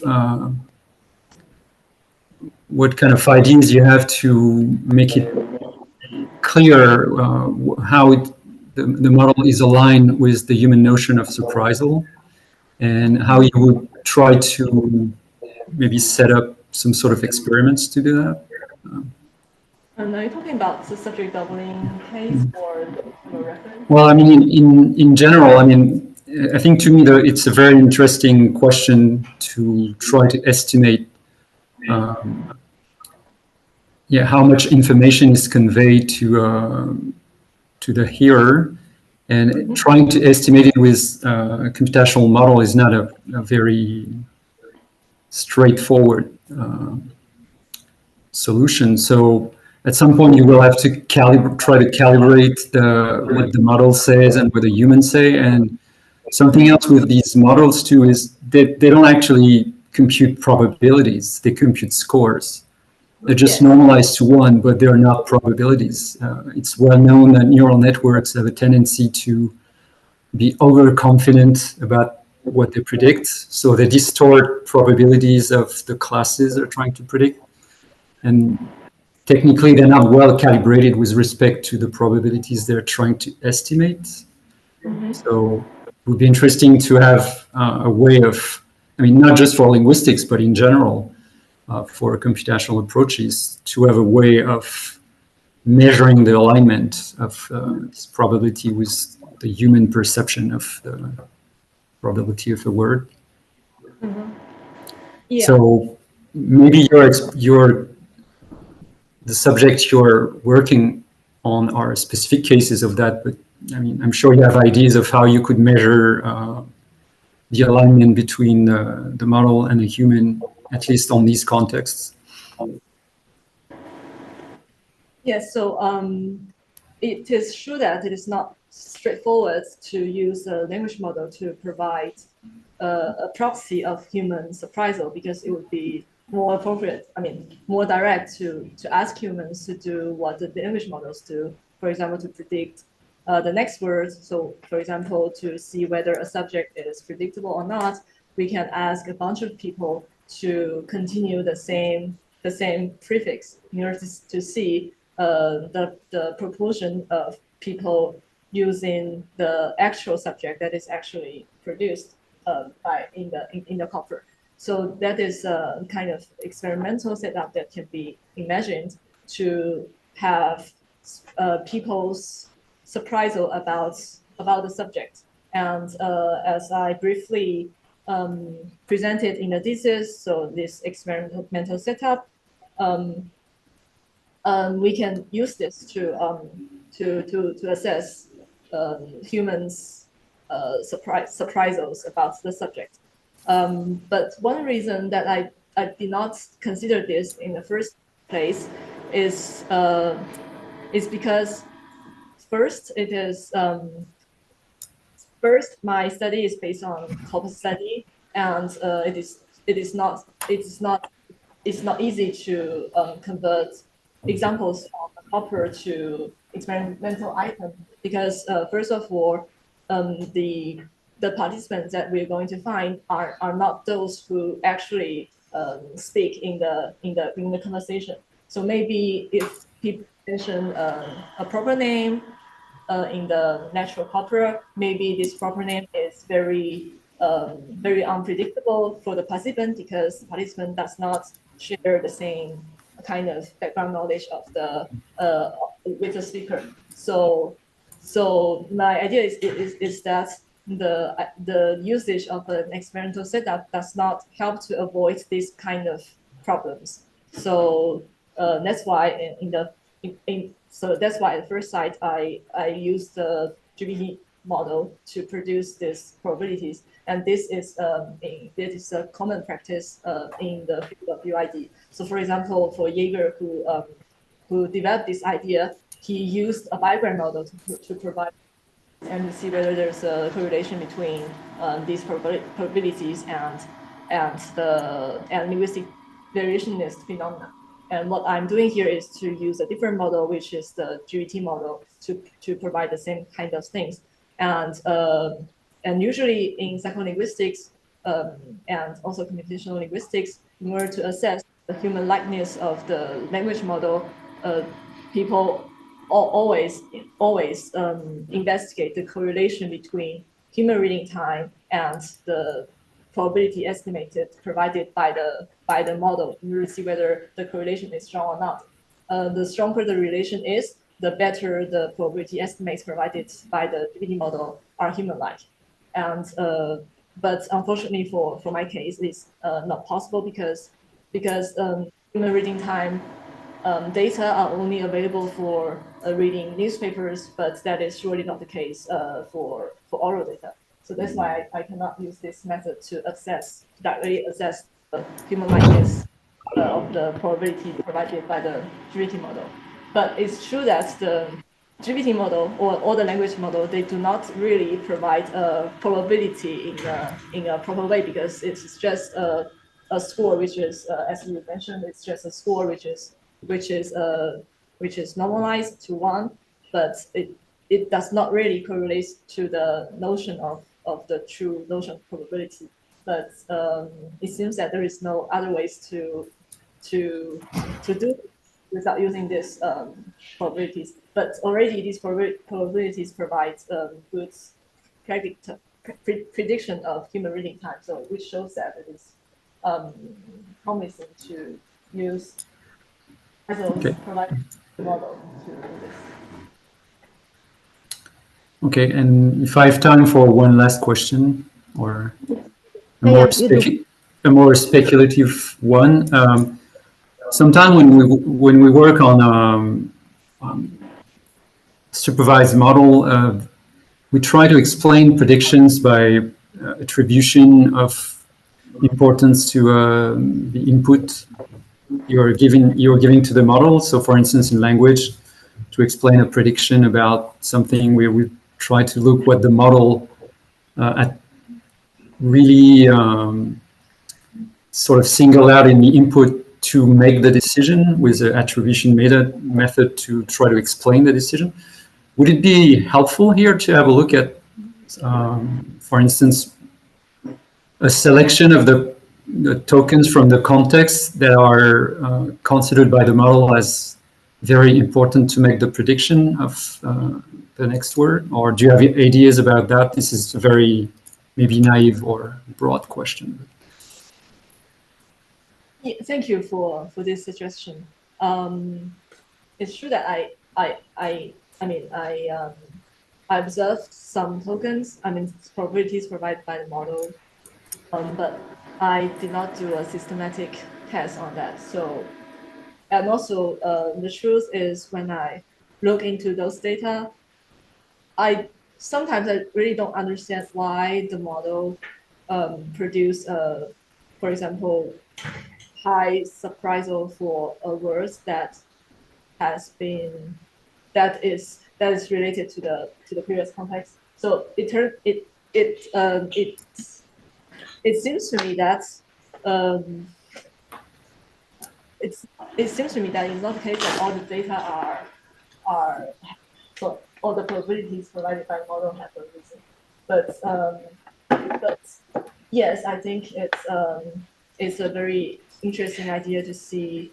For example, to see the attention of the model, to see what kind of context that relies on when it predicts the subject. Yes. Okay. Well, I will stop here, and thanks again for your presentation in the thesis. Welcome. Thank you, Philip.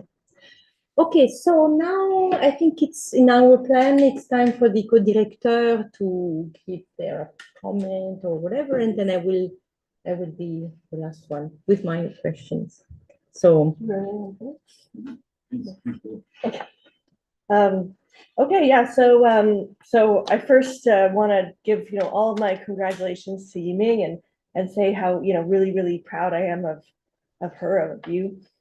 I think I might be a little bit biased, but I really think your thesis is a great achievement. I think So too often studies in variation sociolinguistics and informal syntax and studies that are informed by information theory are viewed, or at least presented as, best case scenario, they're presented as three different things that are sort of irrelevant to each other, that, have the right to exist, but are maybe looking at different things, but really at the end of the day, don't really, there's sort of no reason to have them communicate.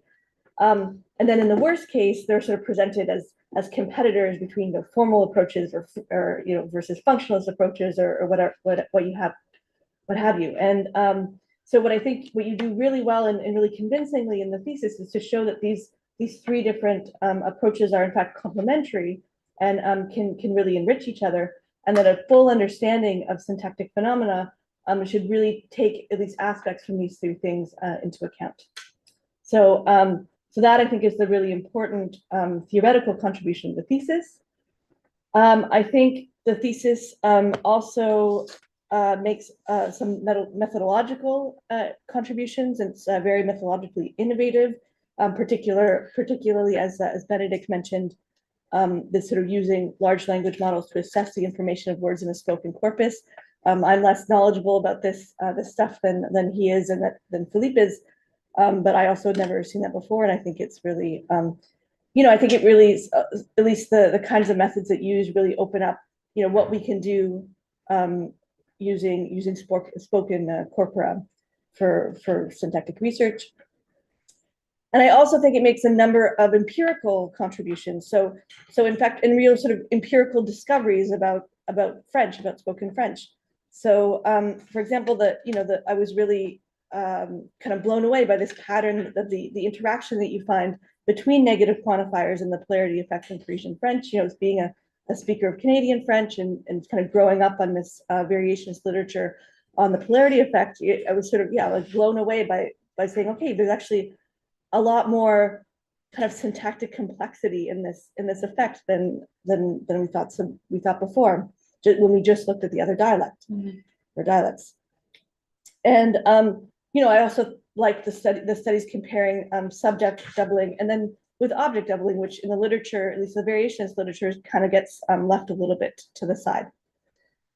And then finally, another, I think, important result, which is kind of in between the empirical and theoretical area, is this result that information theory can really predict patterns of subject doubling, but but maybe not so much with future temporal reference. And that is, I think, a very important result, because it really helps us identify the scope of information theoretic explanations in linguistics. So maybe, so clearly they're very good at explaining phenomena that have to do with redundancy, but maybe not something which is maybe, I'm still not 100% sure what exactly this future temporal reference, what kind of syntactic phenomenon this is, but maybe it's a word order, maybe it's something else.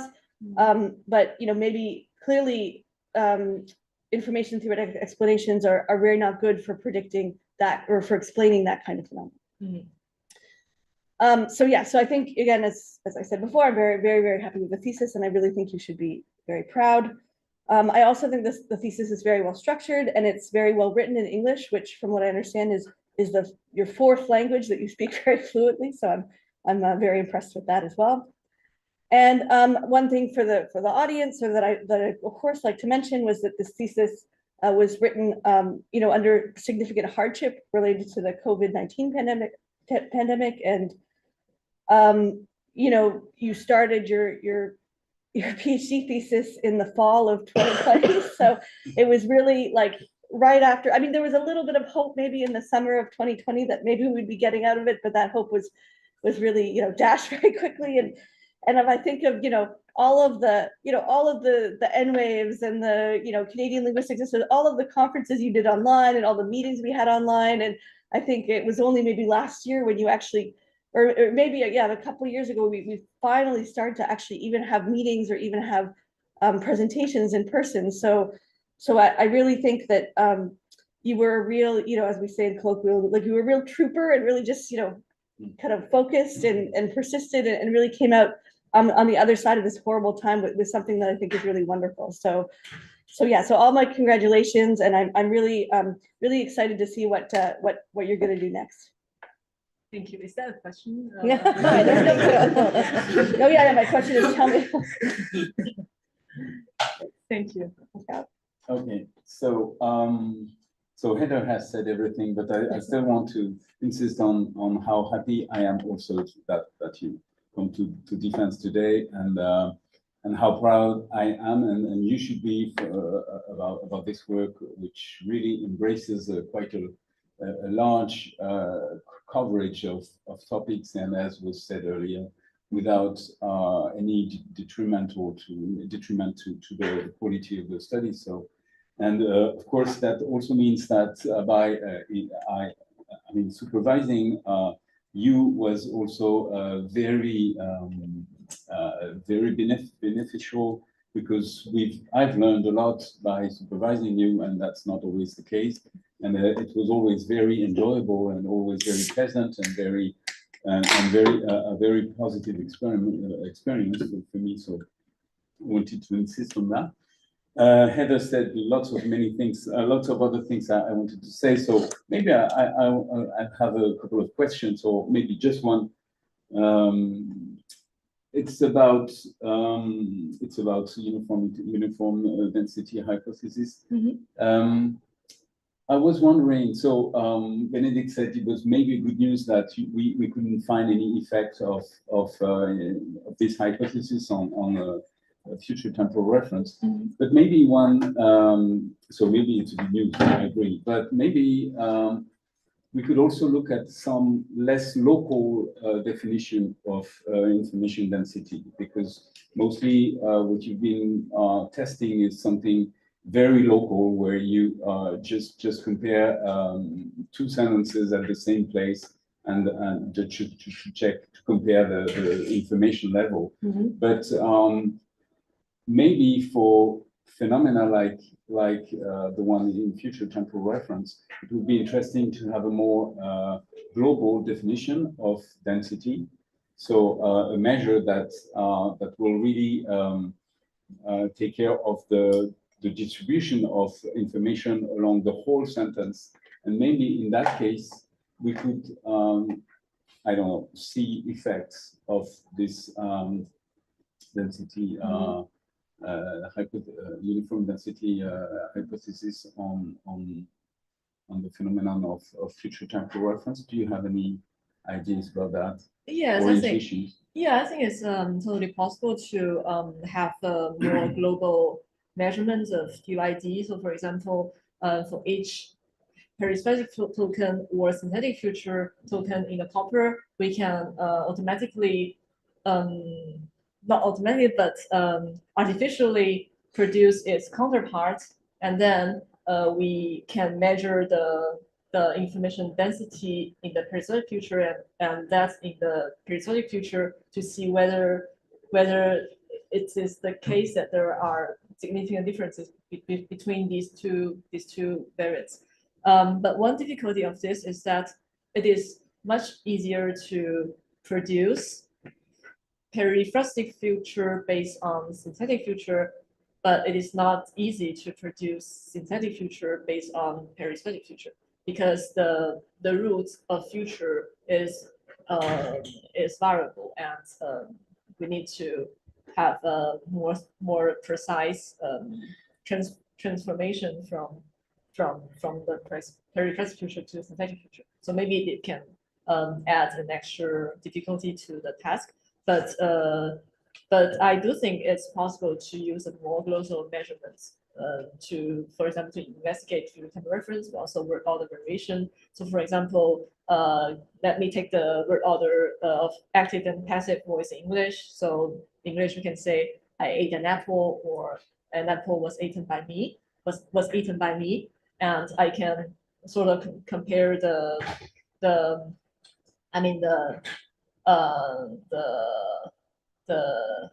écartif. I don't know how to say it in English. The variation. The variation, yeah, thank you. The variation of information in the active construction, and also the variation in the second construction, to see whether it's gonna have a difference. Yes, I think it's yeah, it's possible to do this. Thank you. That's all from me. Okay, thank you. Okay. So we are almost at the end of this defense. So I will not repeat again, but too much. But I also, you know, that I really appreciate this work, and I enjoyed a lot also our discussions while you were discovering the important empirical phenomena that you found and that you describe in your thesis. And I also think that this interaction of these different methodologies and approach is very useful, okay, and very fruitful, and we can see that, okay. But since I'm the last one, I think that I will also encourage you to go further. So I think that what you did here is that you juxtaposed a number of factors that you find, and you describe them and you demonstrate their relevance for the data set that you have, etc. But you should also, now that you have adopted this methodology, you also have to find a model in which you can accommodate these factors. Yes. You have to reflect on how they interact, whether they are the same kind of factors, whether they belong to different domains of the grammar, whether there are different grammars going on. I think you have to do a lot of work. So, yes. And let me give you two examples that would be comments or questions that I would like you to react to. Okay. So one concerns the cognitive constraint that you measure for subject doubling. Yes. So you call a cognitive constraint something related to distance, okay? Yes. So what you find is the longer the distance between the subject and the verb, and the more likely it is that you will use the doubling, okay? So when I read this struck me as a sort of the opposite effect that you saw with negation. It's a kind of an anti-proximity effect. So you have a dependency between two elements, the clitic and the topic, and you realize this dependency more when it's longer. While in the case of negation, you have the opposite effect, right? You try to shorten the distance between the two polarity negation elements by opting for the analytic future instead of the syntactic future. So I was wondering, so why are they opposite effects? Is it because they belong to, one is grammatical and one is cognitive, what it means to be cognitive? So do you have, I think you should think about that, because they look very similar but opposite, right? Yeah, that's very interesting observation. So the idea when I quote this distance effect is because, so I assume that speakers tend to shorten the distance between subject and verb agreement.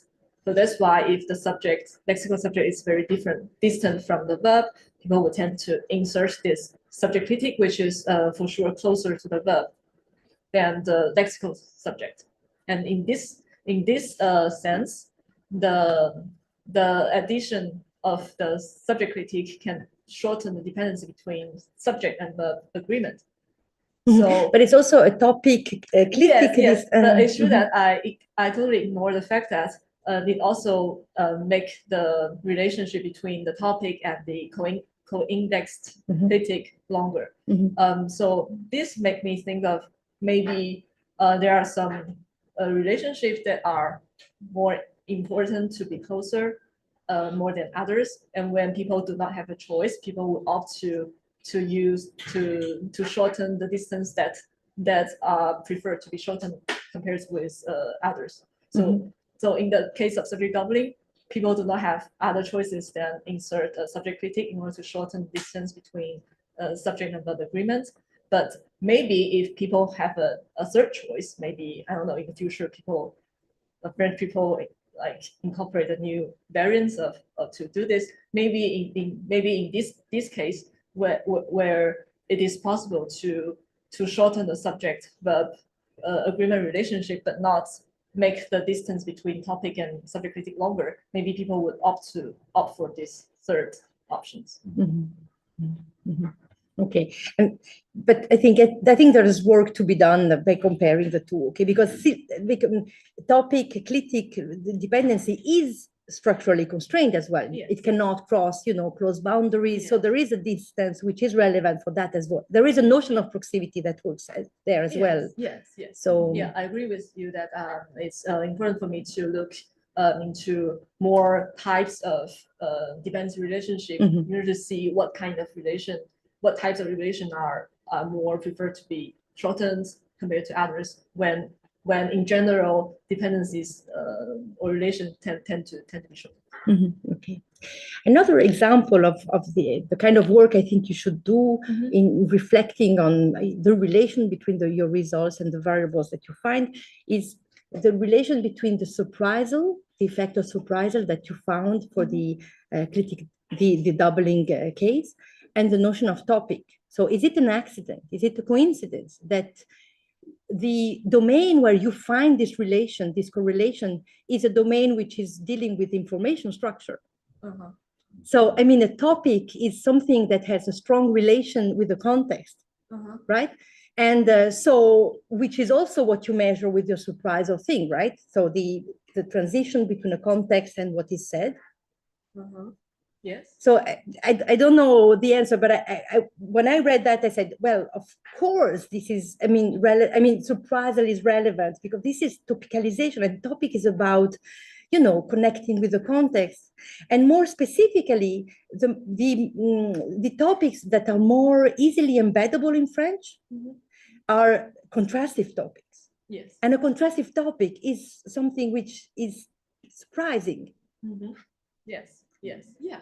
So it could be that maybe you measured in two ways the same factor in that case, or at least you should think about it. Yeah, that's a very interesting idea, and yeah, it's true that it's true that information of words here under the information theory is totally defined as the negative probability of it. So it does not make any prediction about its pragmatic factors or not. But maybe maybe they are two aspects of the coin which describe the very same sort of thing.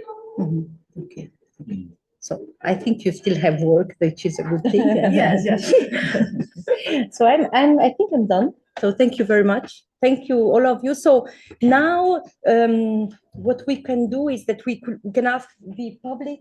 Well, so one idea is how are we going to get the YouTube? So Okay. I will stop YouTube. Actually. Okay, we stop the YouTube thing. But I need to say something to my audience. Yeah, sure. Okay. Yeah. So 2 minutes, and then the public will exit the room, and we will have a very brief discussion. Just yeah, and then you will come back. Yeah. Okay. So I don't know whether there are many people on YouTube or maybe no one. What kind but of we're going to I want to look do at the deliberations, the pre-deliberation session, which means that it's private. So I'm going to stop live streaming for a few minutes, and when the discussion is done, I will come back and restart the live streaming. So please stay tuned for a few comments. Thank you. Sorry.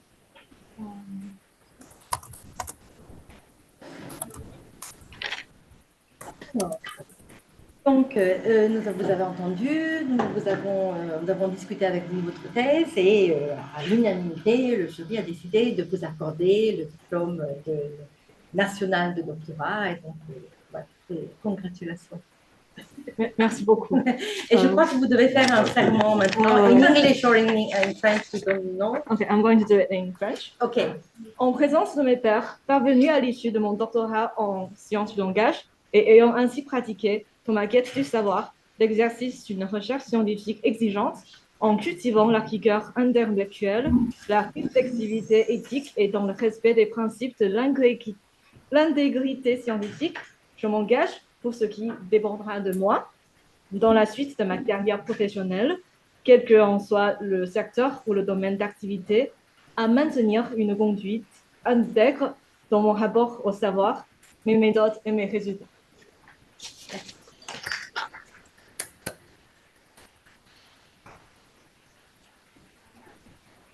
imagine this situation for a long time, and when it finally.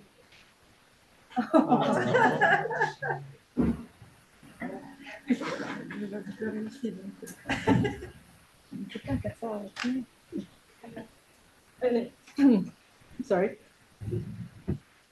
When it finally came true, I still feel that I'm living your dream.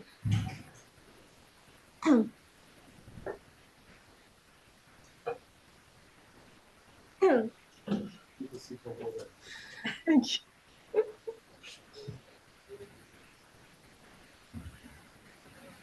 Yeah, I feel like I'm still living your dream. I hope it's not.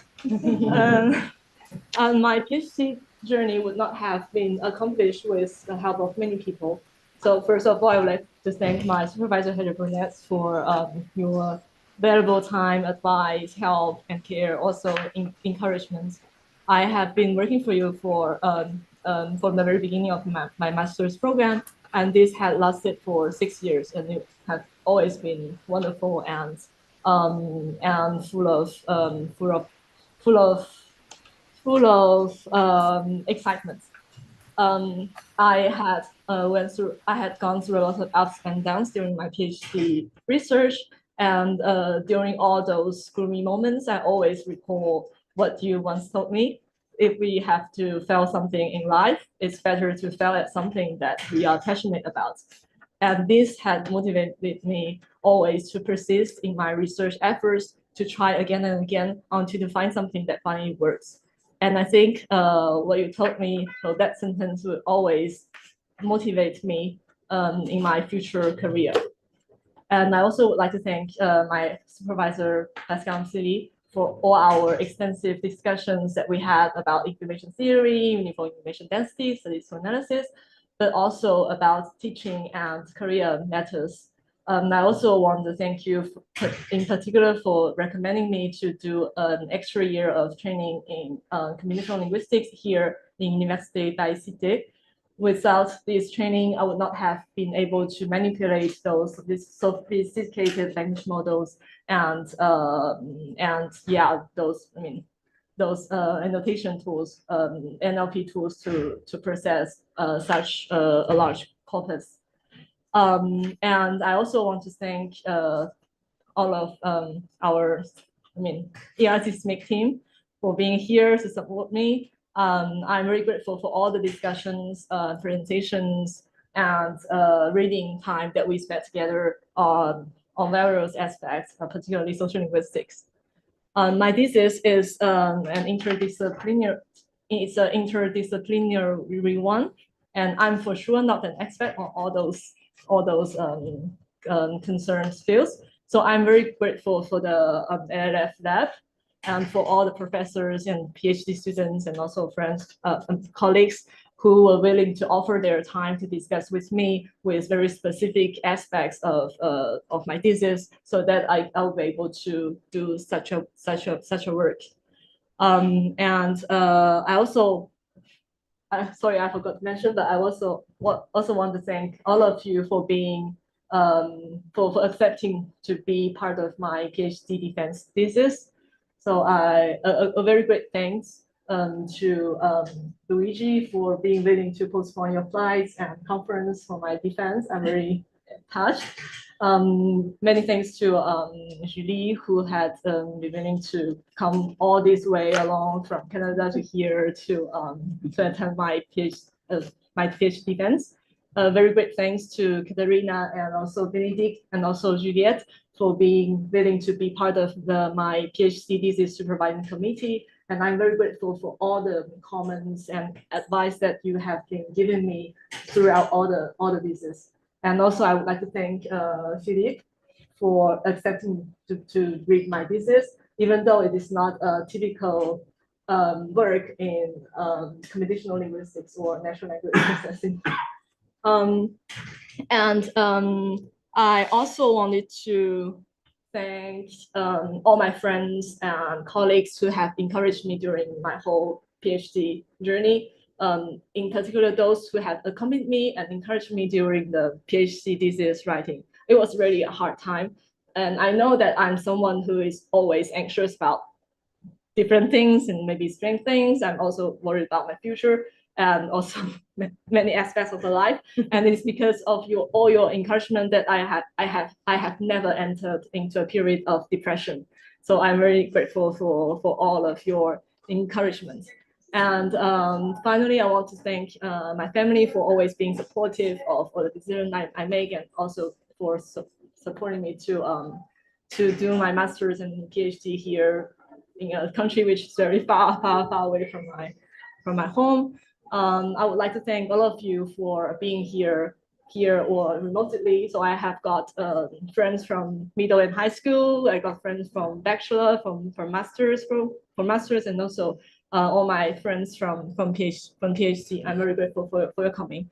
And lastly, for sure, I want to thank my boyfriend for always supporting me and mentally, but also for many technical issues. Yeah, thank you.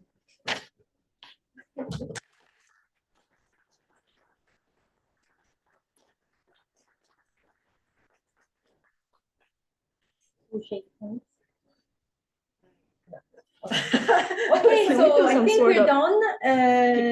I'll be in contact with you through email, and as you said, feel free to email also Yiming if you have specific comments because you have 1 month to do very minor revisions. So maybe we thought some of us would have some suggestions. Yeah. And they would write to you. Okay, wait. I have a small question. Would it be possible for me to take a picture of? Sure. Oh, Okay. yes, but everyone. So before we disconnect, we'll make a picture. Okay, is it okay for you? Yeah, Over sure. there? Okay. I do a picture.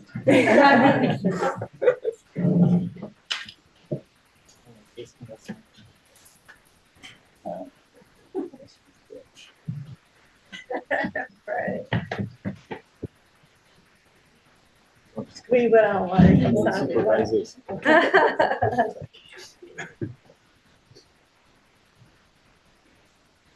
C'est photographe.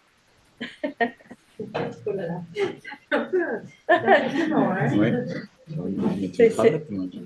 The celebrity. Paparazzi. And you wonder what is happening now on this. 1, 2, 3.